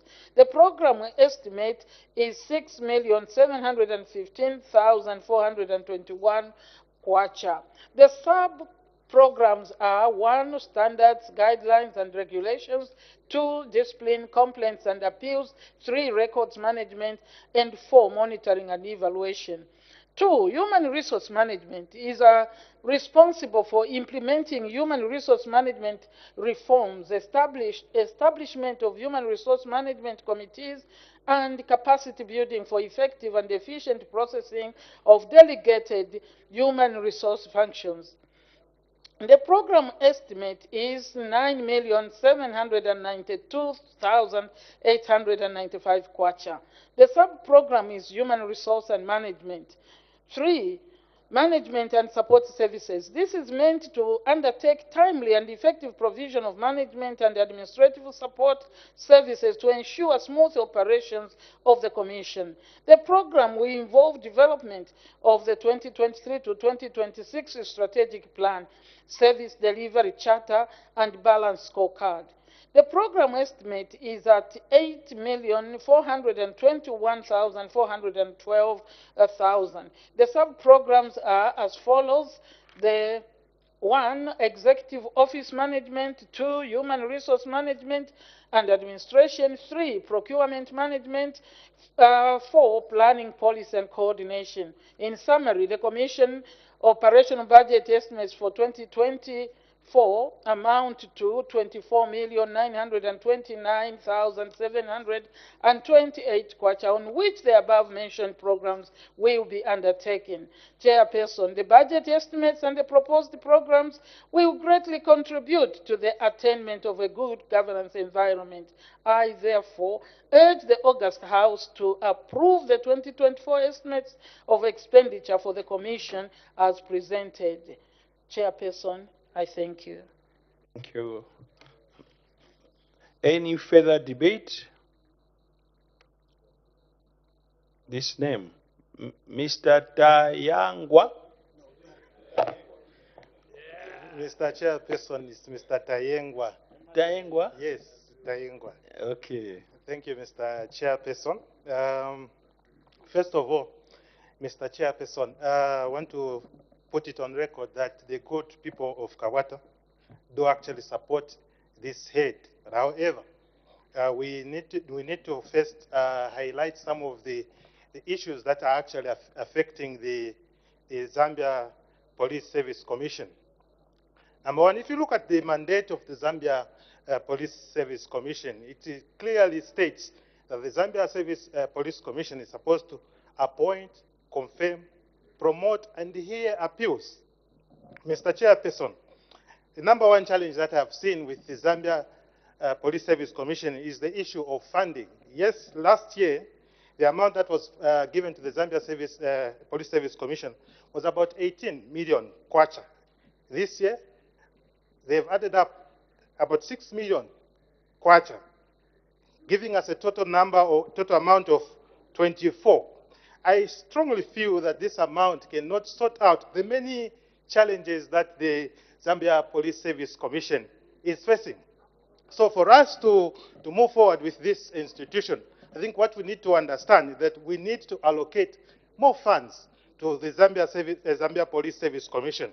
Number two, one of the challenges that I've seen and identified under this commission is that the issue of remuneration between the commission, the chairperson, and the commissioners, I think it's way too much.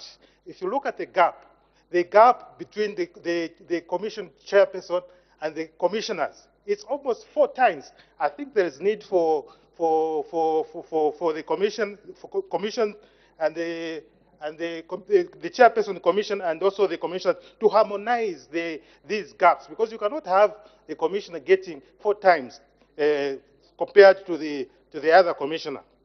Mr. Chairperson, also if you look at the issue of remuneration between the commissioners and the commissioner secretaries, I think this is something that we did actually talk about even last time.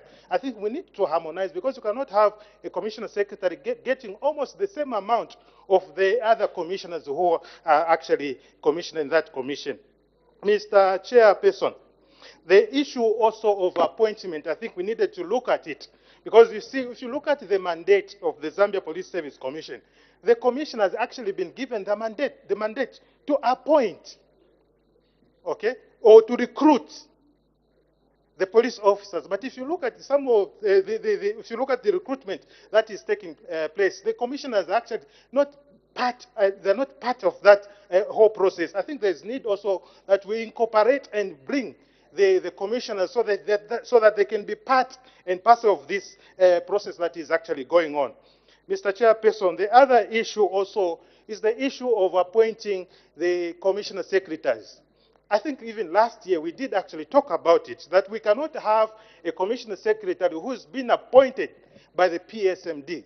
The commission itself has the power and the mandate to appoint the commissioner secretaries. But what has been happening in the past, we have seen that these commission secretaries are actually appointed by the PSMD. If you have somebody who's appointed by another person, you expect the allegiance to go to another person who was actually appointed that person. And that's the reason why you see sometimes the conflicts between the commissioner secretaries and the commissioners.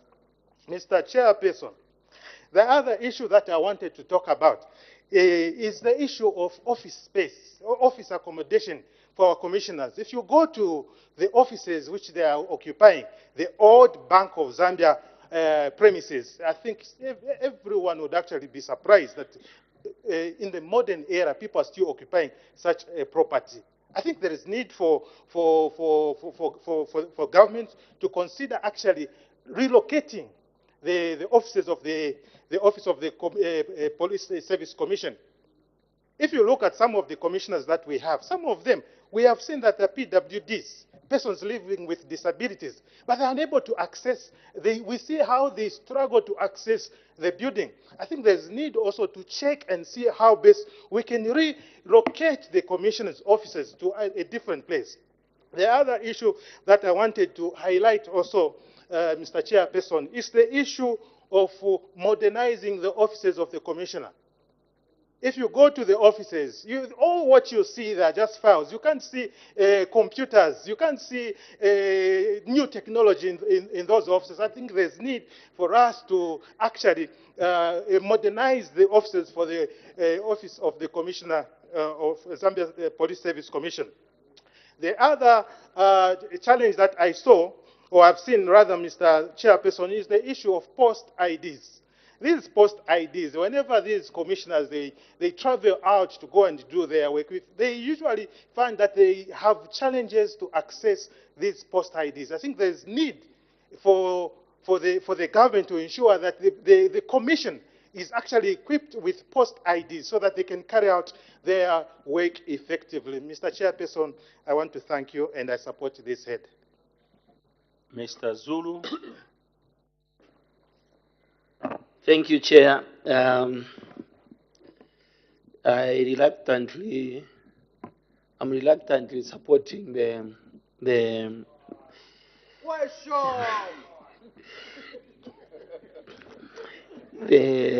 budget. Chair, I've got few concerns with the old commissioner, the Police Service Commission. And this is the reason why I'm reluctantly supporting it. It's very simple. This commission, its mandate, we are told, is to promote, basically is to look after the affairs of the police and immigrations. But I want to draw the Minister of Zambia Police to this commission. If you look at the high-ranking officers who are supposed to be promoted by the commission, this is where I've got a problem. A person who has worked for a police service for 3-4 years with a first degree is promoted to a higher position than a person who's got a master's or a doctorate in the same police service. And this, I'll even spare you, Minister, because it's not you who promotes them, it's the commission. These are the people who promote. What criteria do they use to promote? So this is why I'm reluctantly supporting their budget. Because what they do not correlate with the qualifications of their officers. Today in police, we have people who have been promoted. They can't even construct a statement. They have got higher positions than those who are there, who have been there for some time. what criteria are we using, or what criteria is the commission using to promote these people? I've got a lot of examples I can give, just that I can't mention their names here. The biggest problem I have is that this commission should look after the needs and what our men and women in uniform needs, and those, especially those from immigration. This is the commission also which is responsible for those. But if you if you look at the border areas, you find that a person will be there for so long, no transfer, no promotion, and the person who misbehaves in town is taken there to go and cause another problem. This is the reason why I'm not supporting, I'm reluctantly supporting their budget. Because what they need to start doing now is to look to it that they need to see to it that wherever we have our officers in uniform, everywhere people they need to operate as professionals. The biggest problem we have is the commission transferring problems from towns to the rural areas. This is where I've got a problem. If somebody has a problem in town, doesn't mean when you take him to Shangombo or take him to Nabwalia, then sure that person is going to change. It doesn't operate like that. So my plea, as you are approving your budget, Minister of Home Affairs, to your commission, tell them that they need to do things professionally. Those people have been holding positions as inspectors or senior inspector of station inspectors for so many years, with proper qualifications are left out, getting new recruits and graduates to take up the position. This is where we are losing institution memory. Because you cannot just jump on a position you don't even understand. And this mistake is not committed by police, it's committed by the commission. So this is where the commissioner should start doing things at a professional level, not looking at the face that this son is a son for Menyanzuru, then we need to give him that position. No. So what I'm asking the police service commission is to be honest with themselves. When they recommend the names for promotion, or when they promote, they should look at people who can perform so that we can bring the dignity to this professional, to police service. Today, police service is losing respect because the commission have decided to give us or to promote people who've got no capacity to manage the police service. This is where I've got a problem. Chair, I thank you so much for this opportunity. Thank you. Mr. Daka. Thank you, Chairperson. Firstly, I want to adopt some of the points that my colleague, Mr. Zula, just alluded to.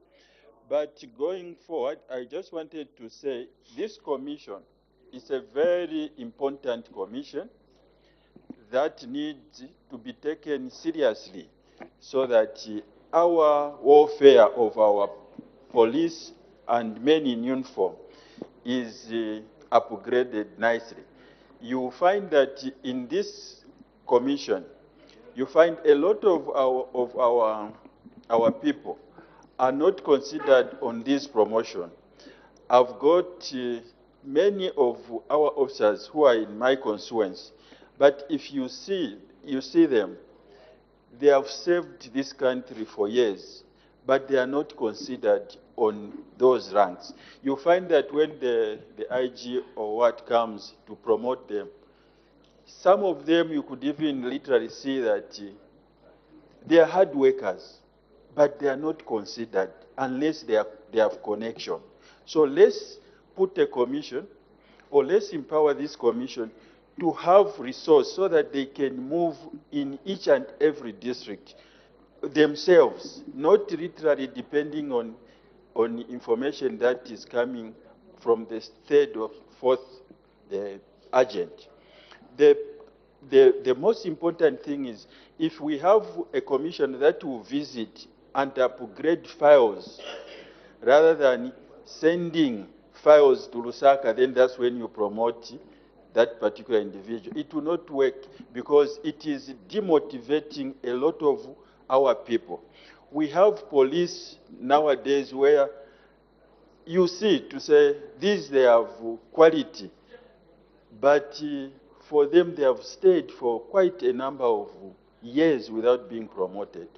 The other point, Mr. Chair, that's what I want to mention is that even the allocation that has been given to Commission is not enough because we really need to give them enough money so that they can monitor. You find that in some of these police stations, like in the rural areas, you find some of these police officers, when you go there at midnight, you just find maybe at a police station, there's just one, which is very dangerous because that is where our weapons for this nation are being kept. And you find that there's only one person, which is a danger. Even thieves can come and rob those same guns and go and... So to the Commission, and I just wanted to make one correction from one of my colleagues that I've heard that the Commission is employing the Secretary or the what.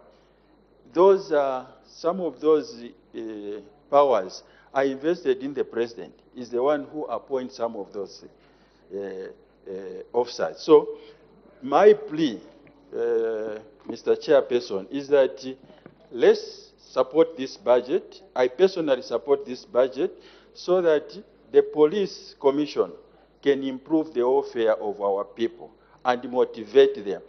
Don't promote them only maybe when you get something from that particular person, but let's promote these individuals based on merit and on the hard work that these police officers are performing to our nation. With those few remarks, I say thank you very much, Mr. Chairperson. Thank you. Mr. Mtike. So thank you very much, Mr. Chairman. First and foremost, the people of Mungu want to place it on record that we do. With those few words, I think the people of Mungu would like to support the head. We thank you. Mr. Mulunda. Thank you very much, Mr. Chairman. Mr. Chairman, I just want to, from onset, say I support the budget. But I'm so worried, Mr. Chairman, the police service, just like my colleagues have debated, that in the Police Service Commission, it's one commission that should be supported by everyone because currently we have seen a lot of shortcomings that is coming from the police service itself. I'll speak of two things. The first thing, Mr. Chairman, is the promotion. Where I'm standing, Mr. Chairman, I'm a very sad member of Parliament because a lot of officers that have been interviewed, they have indicated that they have served the service for more than 20 years at the position of a constable. You can imagine 20 years, and there are people that were maybe employed 2, 3, 4 years ago. They have come and they are promoted. At times without the qualifications that are not even matching with somebody that has served that long. And we have this perception from the members of the public that actually the police service is the most corrupt, most indisciplined department of the government. And to some extent, yes, I agree with them. Mr. Chairman, when you don't look after your officers, when the commission is not concerned with the lives of these people, they end up helping themselves. And how do they help themselves? By punishing the members of the public. There are stories, there are assertions, there are things that actually, those that man the roads, those that are doing patrols, at the end of the day, they are doing some cashing somewhere. Those are the assertions that are coming from there. We want the commission to look into those issues. And the other issue is that the commission should be concerned with the office space for our officers. If you went to any police station in these rural areas, in these small townships, you find that the police stations are in a terrible state. And we want the Commission to take note of that and make sure that our officers are operating from very conducive environment. And that has also contributed to their performance. The other issue, Mr. Chairman, is that our officers, the ones that are coming from the trainings, we appreciate that after the trainings, the officers are able to carry out their duties, they are able to perform excellently. But as time goes on, they fall into the trap of those old officers, the old officers that would not put that would not perform to the expectations of the public. We want all those things to be able to be checked by the commissions. Above all, when it comes to promotions, we do not want the commission that is going to look at the names, the commission that is going to look at the regions. We want the commission that is going to promote the officers based on merit, and that is what we are looking for.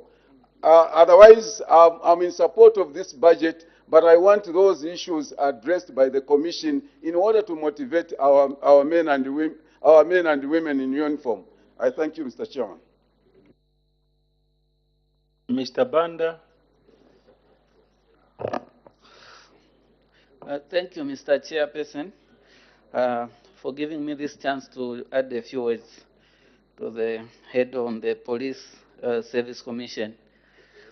I must start by saying that I'm one of the MPs who are in support of the budget for the Police Service Commission. Yeah. But much as I do that, I've got a few things that I want to highlight and encourage the Police Service Commission to do better.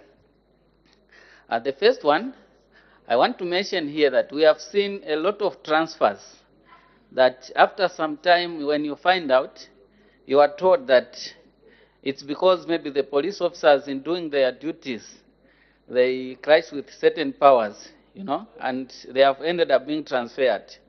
In particular, as a ranger, we have seen a lot of officers who have been transferred, and there are a lot of issues surrounding that. So the Police Service Commission should improve. People should not be transferred because maybe they have arrested Honorable Banda, or maybe because Honorable Banda's son has had a problem with the community, and when they intervene in the right way, then Honorable Banda goes to say, I need this police officer transferred. And the other issue is on the promotions. Mr. Chairperson, we have had people who have been in acting positions for years. But when it comes to promotions, you find that new faces are brought from somewhere to come and take up the positions in which someone has been, say, acting for 3 years or 2 years. That has demotivated the police. And I would encourage the Police Service Commission to start visiting districts like Serenge to see how people have been working there. Maybe 5, 10 years ago, when things were very bad, when it was a risk to be a police officer. But now, such police officers are being moved instead of being promoted. They have been acting for some years, but now they have not been promoted. So much as I support this budget, I would want the Police Service Commission to look into these two issues that I've raised here. With these few remarks, Mr. Chairperson, I thank you. Her Honor, the Vice President, to wind up debate. Thank you, Mr. Chairperson. I have seen a debate on the Commission. Just to clarify one thing, that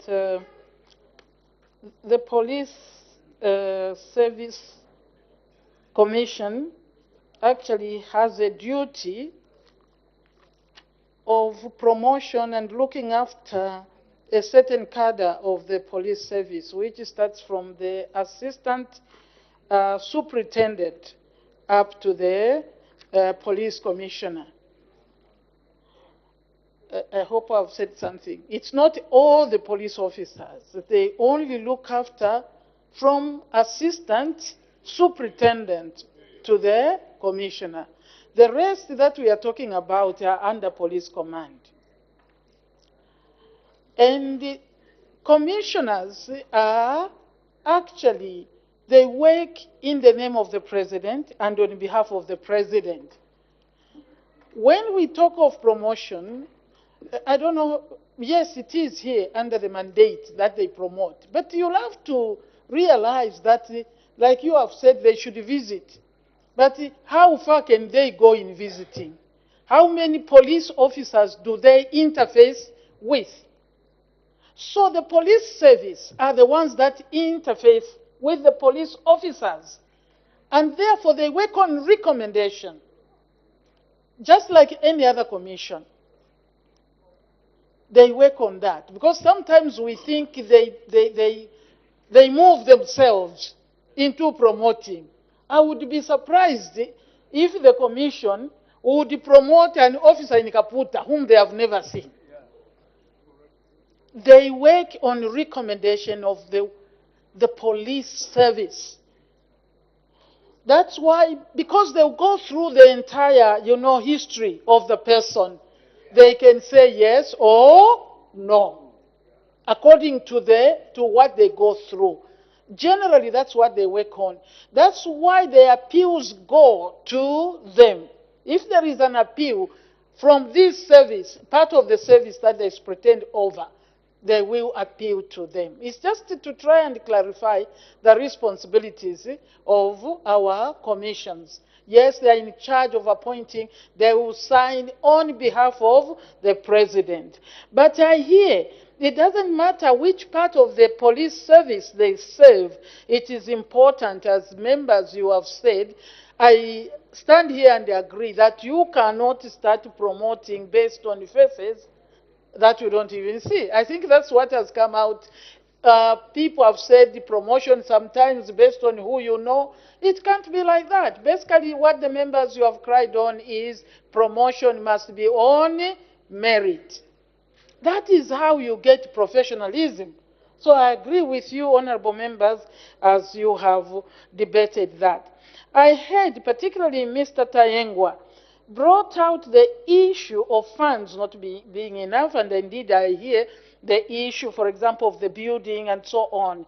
I am sure that is true. There is need to look at how do we look after the service. How can it be accessible, for example, to people living with disability? But when you talk of remuneration, this is why were you refusing the commission? Thank you. No, you didn't refuse, you passed it. This is exactly one of the reasons that you have such disparities, such distortion. Somebody is at 50, the next one is at 20. Surely, that is what the work of the Emoluments Commission is supposed to be looking at in these institutions. Yeah, I am yet to find out, because I didn't know that the secretary to the commissions are appointed by the commission.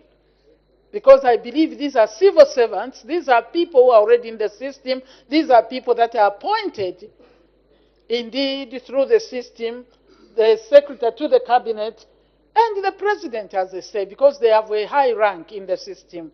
You can't sit there and you appoint your own. There is even a chance of manipulation. So I appreciate the need for modernizing, the need for more resources. This is what we are crying for. And the officers quickly aligning with the old officers after they come with vibrance. They find the old ones and they say, this is the way we have lived. This happens almost in every profession. So it is really, I would encourage that these individual young people remain vibrant and you get your promotion. So we shouldn't complain when a young one gets promoted and the old one who keeps saying, this is the way we live, is not getting promoted. We just have to promote on merit. Mr. Chairperson, I appreciate it. Thank you, Your Honor. Head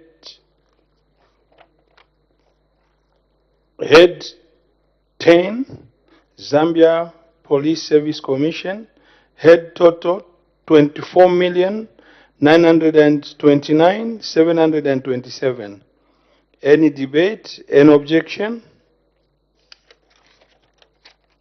I see none. I put the question. The question is that Head 10, Zambia Police Service Commission, head total 24,929,728 kwacha stands part of the estimate. As many as are of that opinion say aye. Of the contrary say no. The ayes have it. The question is resolved in the affirmative. Head 10, Zambia Police Service Commission, head total 24,929,728 is ordered to stand as part of the estimate. Let's make progress. Head 36, Zambia Correctional Service Commission. Head 36, Zambia Correction Service Commission, police statement by Her Honor the Vice President.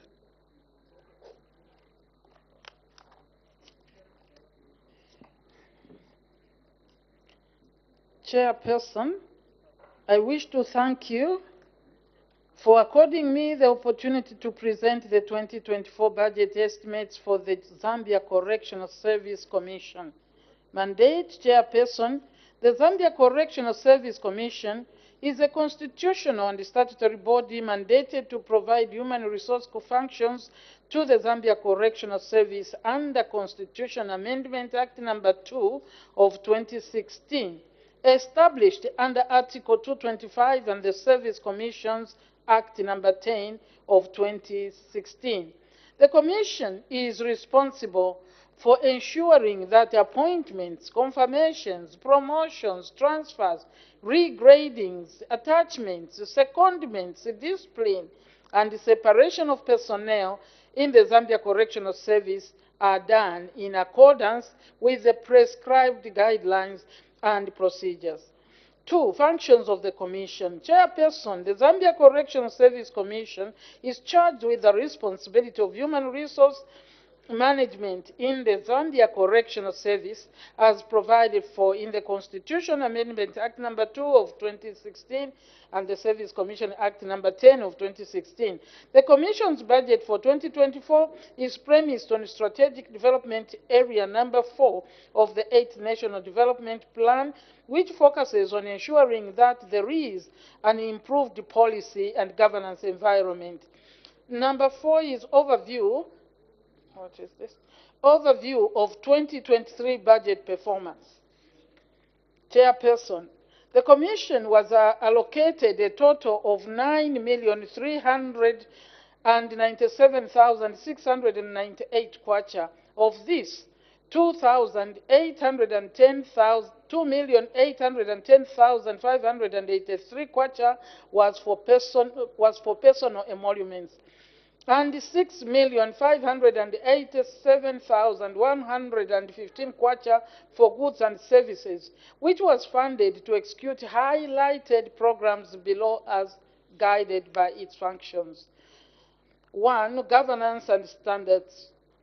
Governance and standards as program. 1. Sensitized correctional service officers on human resource reforms in 4 provinces: Copperbelt, Western, Eastern, and Southern Province.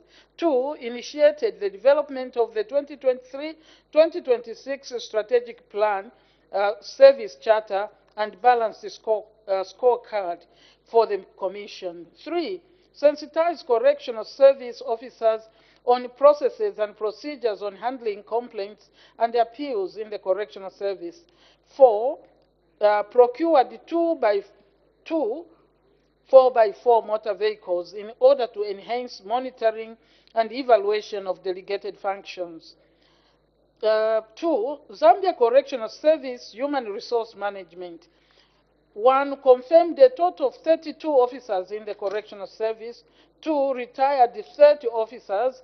3. Transferred 32 officers. 4. Processed 92 acting appointments. 5. Promoted 80 officers, 80 officers. 2024 budget estimates. Chairperson, the Commission's functions will be performed through three key programs. One, governance and standards, is responsible with the critical role of enhancing monitoring and evaluation to ensure compliance to set standards, guidelines, and the regulations. Also sensitize correctional service officers on human resource reforms, implement human resource policies, procedures, and guidelines. Further, conduct sensitization on the revised terms and conditions of service.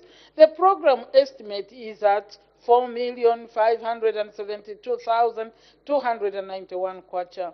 The sub-program is 1. Standards, guidelines, and regulations. 2.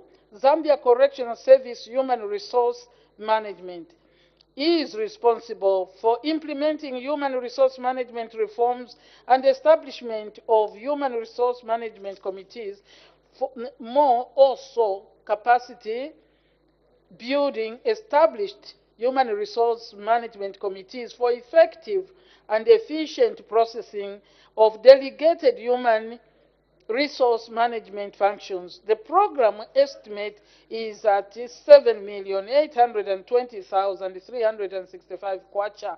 The sub-program is Zambia Correction Human Resource and Management. 3. Management and support services. This is meant to undertake timely and effective provision of management and administration of support services to ensure smooth operations of the Commission. The program estimate is at 2,394,090 kwacha. The sub-programs are 1. Executive Office Management, 2. Human Resource Management and Administration, 3. Procurement Management, 4. Planning, Policy, and Coordination. In summary, the Zambia Correctional Service Commission operational budget estimates for 2024 amount to 14,786,746 kwacha, on which the above-mentioned programs will be undertaken. In conclusion, Chairperson, the budget estimates and the proposed programs will greatly contribute to the attainment of a good governance environment. I, therefore, urge this august House to approve the 2024 estimates for the Commission as presented. Chairperson, I thank you. Thank you, Her Honor. Any further debate? Mr. Mpundu. Thank you very much, Mr. The Chairperson. As we support this budget, the Chairperson, I want to say this is a new, I may say, a new commission. It was just detached from the Zambia Police and Correction Service Commission. Now it is a standalone commission. Now, as we support this budget, Mr. Chairperson, is that the Zambian people, what is they are expecting to see on this new commission to do with the welfare of the officers is that the commission should not be biased in terms of promotion of our officers in the correction service. Number 2, we want to see a commission that promotes on merit, and this merit is that they should get a template from the defense forces, other defense forces, who promote on intake per intake, but on merit. That will propel the discipline in the officers. The other thing that we are looking for is that if there is a query to do with the welfare of the officers, there must be speedy response to such a query pertaining to do with the welfare of the officers. All in all, Mr. Chairperson, the correction Service Commission, it has got a template to learn from when they were under Zambia Police Service and Correction Service Commission. So I know, being a new, I may call it a new entity, we want to see a change in the manner on how our officers are looked at. Biasness is not required. Of course, you need to be more proactive and interact with the officers mostly. That will help you to have a disciplined staff as you execute your duties. Mr. Chairperson, the interaction at times, it is important. As much as we want to say we will receive recommendations from their supervisors, it is just also prudent at some point. I know you do certain spot checks to these workstations. Don't fall prey at times to only receive files for certain selected officers, that these are the officers you are going to look at. No. At times, get the establishment of that particular station, the entire establishment, and go through each file, because some people, some officers, they tend to be disadvantaged by that approach. So, when you do your spot checks, it is prudent that at times you ask for the entire establishment at that station, that workstation. That will help you to show the transparency and accountability that we normally talk about in governance. So, all in all, we support this budget, and we will see on how you perform going forward, especially that you are one of the new entrants as a commission looking at the welfare of our officers in the correction service. With that said, as the people of Chembe, we support this budget, but I know there are a lot of challenges. This commission still needs more money. Let us not have a lenses of looking at it to say, no, it is a new commission. We see on how they will spend this amount of money. No. Let the commission work according to the expected and score the goal that they have to score. So we urge more resources to be allocated to this commission. With those few remarks, Mr. Chairperson, we support this budget. I thank you. Mr. Taengwa.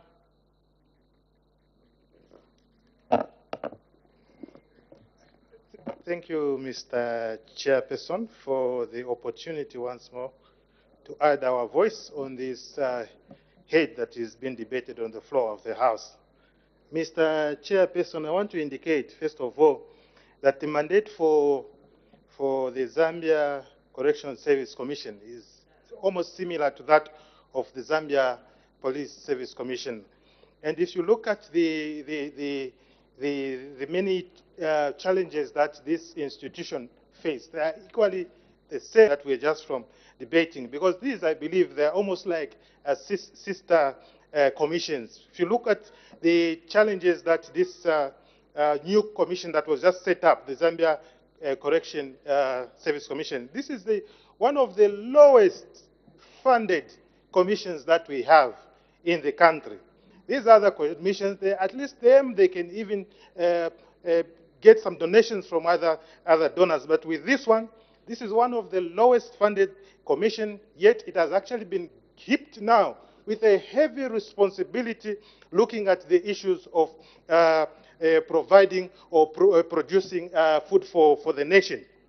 There are so many farming blocks that are coming up on board for Zambia Correction Service to start handling. And yet, if you look at the issue of monitoring and evaluation, I think we'll have a serious challenge if we do not allocate more resources to this commission. Mr. Chairperson, like I indicated from the onset, that this is one of the lowest funded commission. If you look at the money that has been allocated, I don't see that this commission will be able to sort out the many challenges that it is facing. Some of the challenges that I'm going to highlight on the floor of the House are quite similar with the ones that we're just talking about. Number one, I think there is need to ensure that we enhance funding for this commission. Once we enhance funding, then it will be able to assist the commissioners to start actually doing their work, even in terms of monitoring, because there are so many facilities that are there for the Zambia Correction Service. Now, if you have a situation where money allocated to them is actually less, they will end up failing to do their work, Mr. Chairperson. There's need also, Mr. Chairperson, to ensure that there is collaboration between the between the commissioners and the commissioner secretaries. This issue of commissioner secretaries and the chairperson keeps on coming because there is that need for the commissioner secretaries and the commissioners to start collaborating so that they work hand in hand, Mr. Chairperson. There's no need for them to start competing who amongst us is the greatest. I think there's need for collaboration to start falling in place, Mr. Speaker. Mr. Chairperson, the other issue also that I want to raise is the issue again of accommodation. If you look at the offices where they are sharing the same building with the Zambia Police Service Commission, and that's an old building, that's an old infrastructure. I don't even know whether that infrastructure has actually clocked its lifespan. There is need for I think for the government to look into this issue of maybe relocating this commission to another place. Otherwise, I think where the institution is, I think there's a huge challenge for our members, our colleagues who are working there as commissioners and the workers also, Mr. Chairperson. Mr. Chairperson, the other issue that I want to talk about is also the issue of harmonizing the remuneration. Again, it keeps on coming because we have not looked at it even from the past. It looks like it keeps on coming. The last 2 or 3 budget presentation, it came, and this year again it has come. I think there's need also to see that we harmonize the salary discrepancies between the commissioner secretary or the chairperson of that commission and the other commissioners. I think there is need for us to start harmonizing these discrepancies. Mr. Chairperson, with these few remarks, I want to say that we support this head. Mr. Zulu.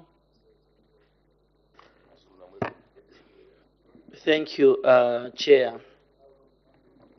Chair, I understand this is a commission which has been born from the Police Service Commission, and my appeal to this commission is not to take the same attitude of promoting long eggs and promote them in the on the Correction Service Commission.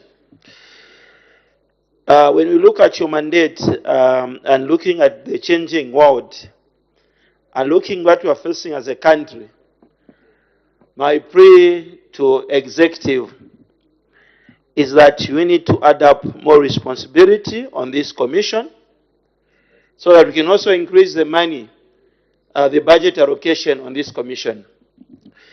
Chair, the prisons department, the correction department of our country has got the cheapest labor so far. I would support that the service commission, the correction service commission, start employing qualified personnel in terms of agriculture engineering, those people who can promote farming. Why do I say so? We have money now. We are told by the executive that we are sitting on some monies under the Ministry of Agriculture. These are the monies we need to start utilizing at the correction facility so that we start cultivating, maybe cultivating big trunk of lands across this country. Because this is the area where I've got cheap labor. As a result, in fact, not cheap labor, in fact, free labor to say. So all we need is a group of professionals who are going to develop our farms. And from the harvest we are going to have from these areas, this is the harvest we are going to see to it that it promotes, we can have enough food in our reserves so that we don't go and, we don't face this issue of hunger in our country.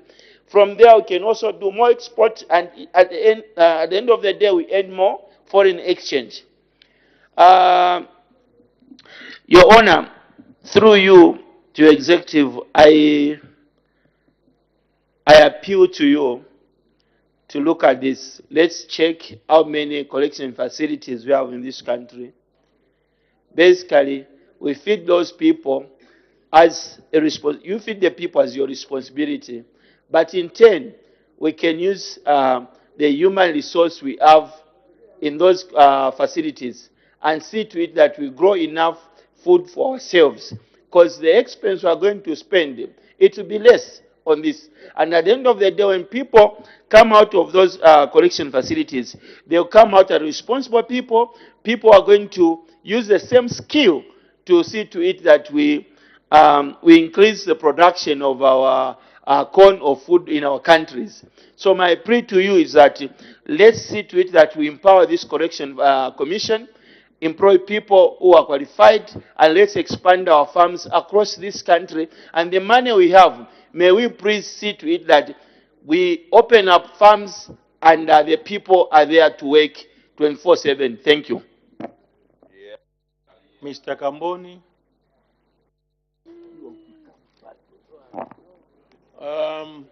Thank you very much, Mr. Chairman. There is a tendency when we are doing something to give respect to things that are not very important. Yeah. So if you have an organization, what is more important? Is it the buildings? Is it the computers? Or is it the money? And this is why we are here today. The most important department in anything we are doing is the human resource. If the human resource, the morale is low, then you don't expect any production. In many organizations, people forget about the employees that they have. They will put more money on buildings, more money on other assets, forgetting about the human resource. But it is the human resource that will move the engine of that organization. And this is why today I have respect to the Zambia Correctional Service Commission, because these are the people that are responsible for the human resource we have in the correctional services. Today we are looking at head number 36. Now, these are the people. The Zambia Correctional Service Commission are responsible for appointments, promotions, and generally the morale of these workers. Now let's look at the Correctional Service Commission. This is a commission that was now separated from the Police Commission. And therefore, since we are looking at money, you will find that they are still lacking in many things. Most of the vehicles, offices went with the Police Commission. There is need for us to take care of them more. So we are asking that at least they be given more money, because they are almost like starting, they were separated, so they need more equipment, they need modern equipment, more vehicles, more office space, so that they can do their work effectively. Mr. Chairperson, the work this commission does is for everybody.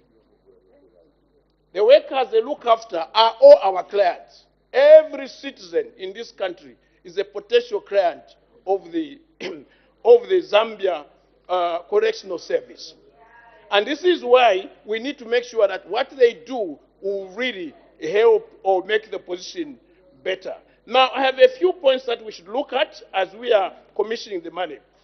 Point number one, the commission secretaries must be appointed by the commissions according to Service Act number 10 of 2016 amended.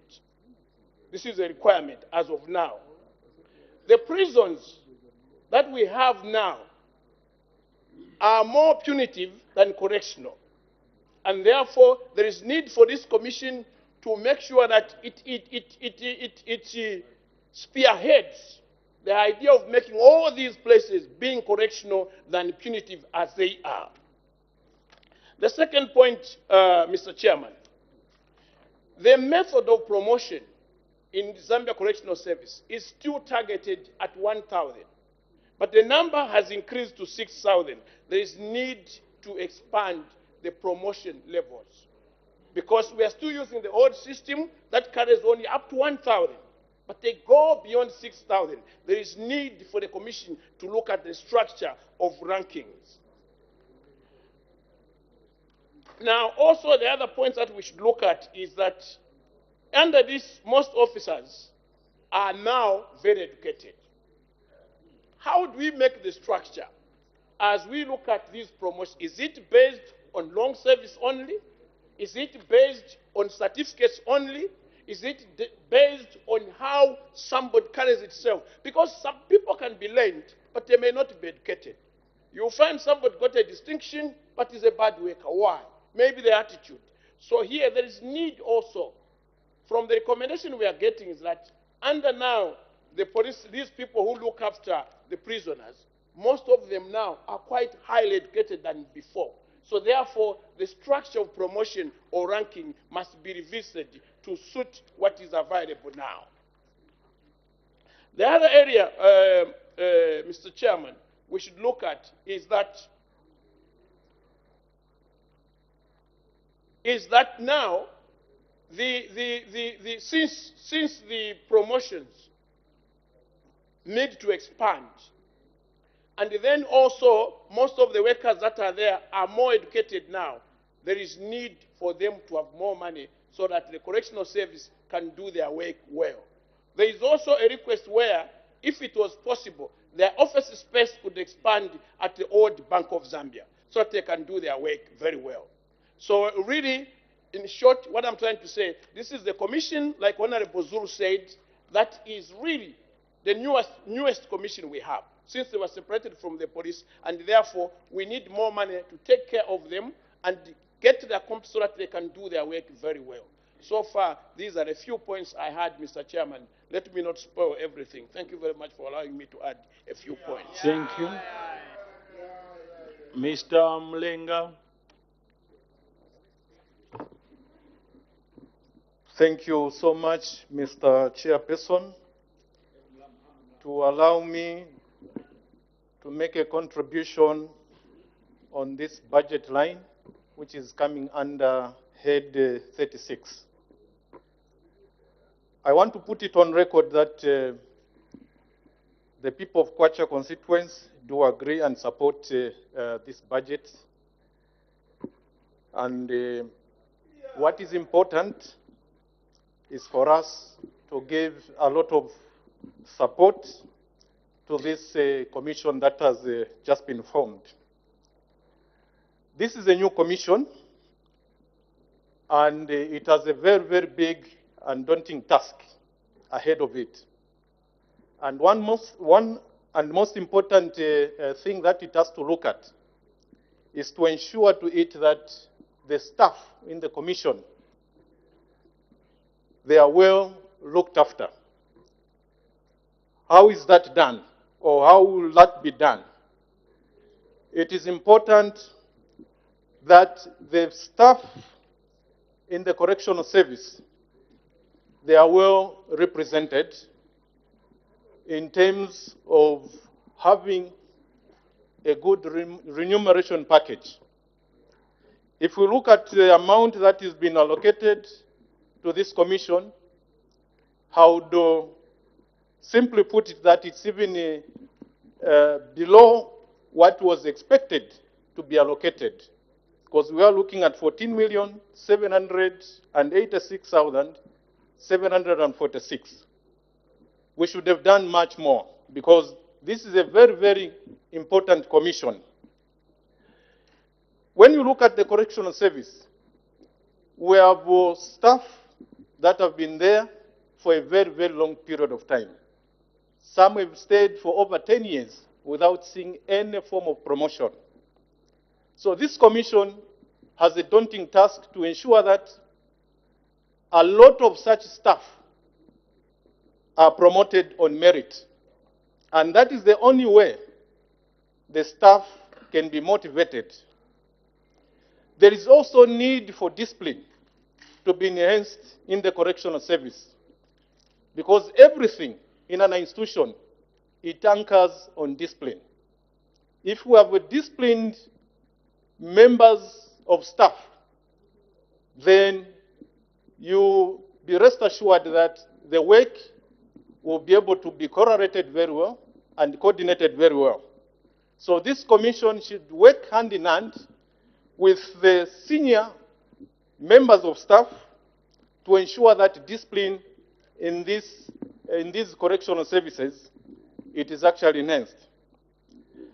We should also allow this commission to ensure that there is professionalism in the manner the correctional service operates. Because without professionalism, then everything will just crumble.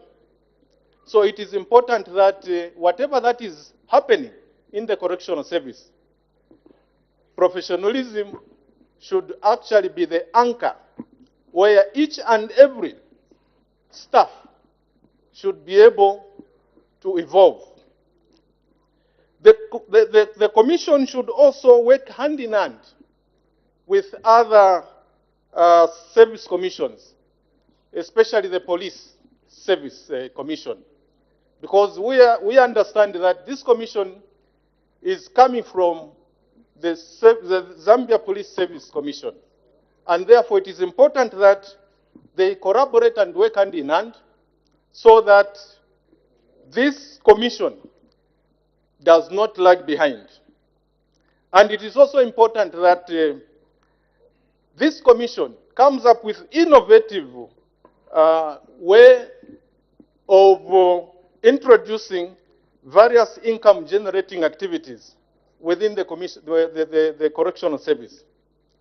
These are very, very important and key elements that will sustain the correctional service. And we have seen that the Zambia Correctional Service dotted across the country, they've already embarked on a robust approach to ensure to it that they engage themselves in various income generating activities. We have seen very good carpentry products in various correctional services. We have also seen numerous other income generating activities which are being handled by the correctional service. For instance, shoemaking. A lot of shoes that are being made in these correctional services, they are of good and high quality. So we should see more innovation in the correctional services. And this will undoubtedly sustain the operations of many Zambia correctional services dotted across the country. So with these few words, the constituents members agrees with this budget line, and I thank you, Mr. Chairperson. Mr. Mitero. Thank you, Mr. Chairman. To err is human. To err is human. So you start with those who would err, then the men and women in uniform, later the commission. Thank you, New Dawn government, that you are taking care of those who are inside by provision of bunker beds, mattresses. We would love you to continue. But commission, the commission, Mr. Chairman, when it comes to employment, it should take care of all the regions. Recently, we had a pass out in Nyango, Kaoma, Mangango in particular, above 1,000, and only 20 or 21 from Western Province were passing out. Out of above 1,000, men and women who were graduating. I should think, Commission, we should be taking care of such. Again, regional balancing is very, very important. Lukulu, Mitete do not have these facilities. Hence, the need, big need for transport. How will the Commission be able to see things happening in Kawoma, like I've just stated, if they have no transport? It's very important. But if the Commission is given transport, the men and women in uniform, working hand in hand with police, must also have transport. There are challenges from Lukulu to transport those who would come in conflict with the law from Lukulu to Kawoma. They had to beg, to ask from their colleagues. But we want, if the Commission shall be empowered via transport, then let them take care of their officers as well. Because to err is human. On that note, more so on regional balancing when recruiting, it should be taken care of. Thank you, Mr. Chairman. Thank you, Mr. Mitelo. Her Honor, the Vice President, to wind up debate.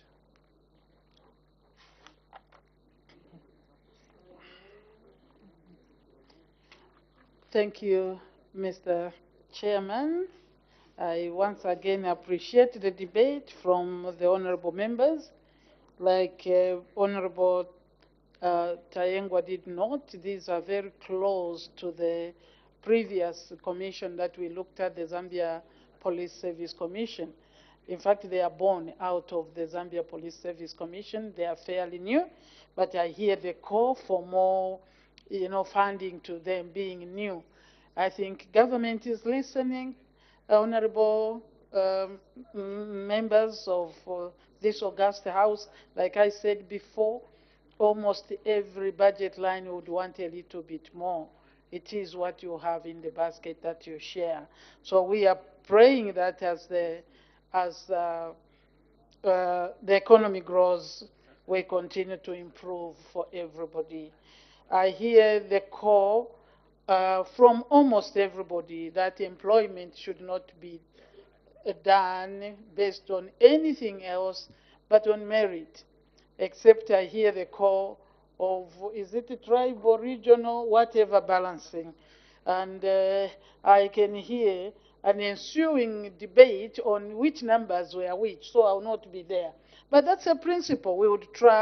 We should try indeed as a commission to employ from everywhere where people are qualified and they have applied. I think everybody should be given an opportunity. There was a proposal from Mr. Mpondo that as they go on in recruitment, they could probably take a template or a leaf from the defense who promote according to the entries of recruitment, depending on when they came. Well, probably they will consider that, but we hear you say that. I also hear the issue of interaction and the spot check. That is important, very important. And when we say they don't interact, what we mean is you can't make a person be promoted because you met one day. I mean, I could have been very prepared and my uniform, and then I'm saluting because it's one day. And then you make a recommendation on that. But that is important. That is how, when you do spot check, that is how you see that, and the spot check should be impromptu. so that people are not even aware. Then you see really what happens, at these correctional centers. And that correctional centers, what I hear is that we can have a benefit. I think colleagues, those that have different, sentences, some are sentenced with hard labor, and therefore they become a cheap source of labor. We can leverage on that. That's what the proposal that has come, like in farms and so on, and be productive.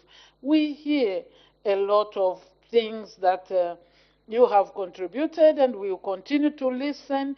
And your support is very important. We will continue to improve. This is a new commission, as you have noted, and indeed they need many things. We do understand the issue of accommodation. Yes, that is something anybody can talk about, whether it's police or the correctional service. Indeed, there is need for that. And government is seriously considering how these commissions can be helped to be housed in a place where it is conducive. We hear you, colleagues. The professionalism is called for. We hear you. As a commission, we will continue to work hard to meet the aspirations of the Zambian people in the manner that we look after the officers that are under our direction. Thank you very much, Mr. Chairman. Thank you, Her Honor. Head 36, Zambia Correction Services Commission. Zambia Correction Service Commission. Head total 14,786,746 kwacha. Any debate? Any objection? I see none. I put the question. The question is that head 36, Zambia Correction Service Commission, head total 14,786,746 kwacha stands part of the estimate. As many of that opinion say aye. Of the contrary say no. The ayes have it. The question is resolved in the affirmative. Head 36, Zambia Correction Service Commission, head total 14,786,746 is ordered to stand as part of the estimate.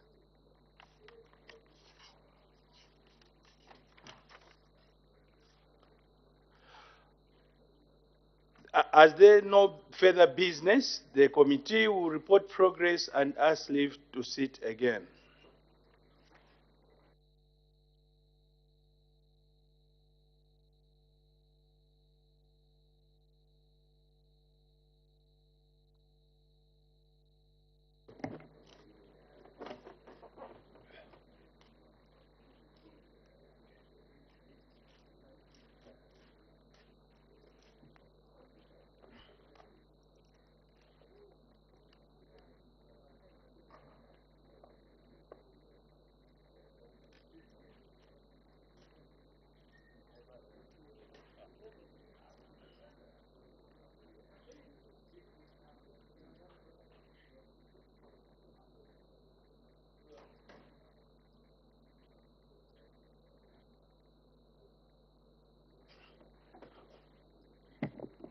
Madam Speaker, I have to report to the House that the Committee of Supply on the Estimates of Revenue and Expenditure for the year 1st January 2024 to 31st December 2024 has gone through heads 36, 28, 10, 08, 07 and has made progress and asked leave to sit again. Thank you. Day of resumption of committee work. Tomorrow, Madam Speaker. Committee work to resume tomorrow. Her Honor the Vice President, adjournment. Madam Speaker, I beg to move that the House do now adjourn.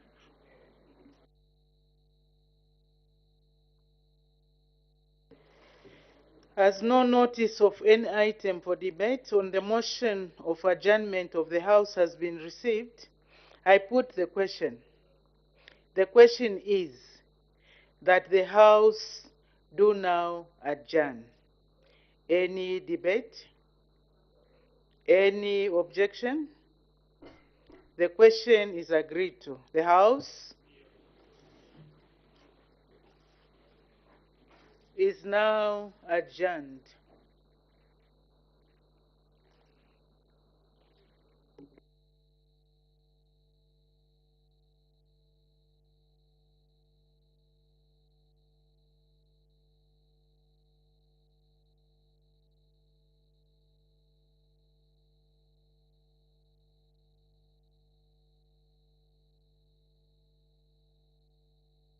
The House is adjourned. Business will resume tomorrow at 14:30 hours. It's that moment where we get to look at business that has been considered on the floor of the House.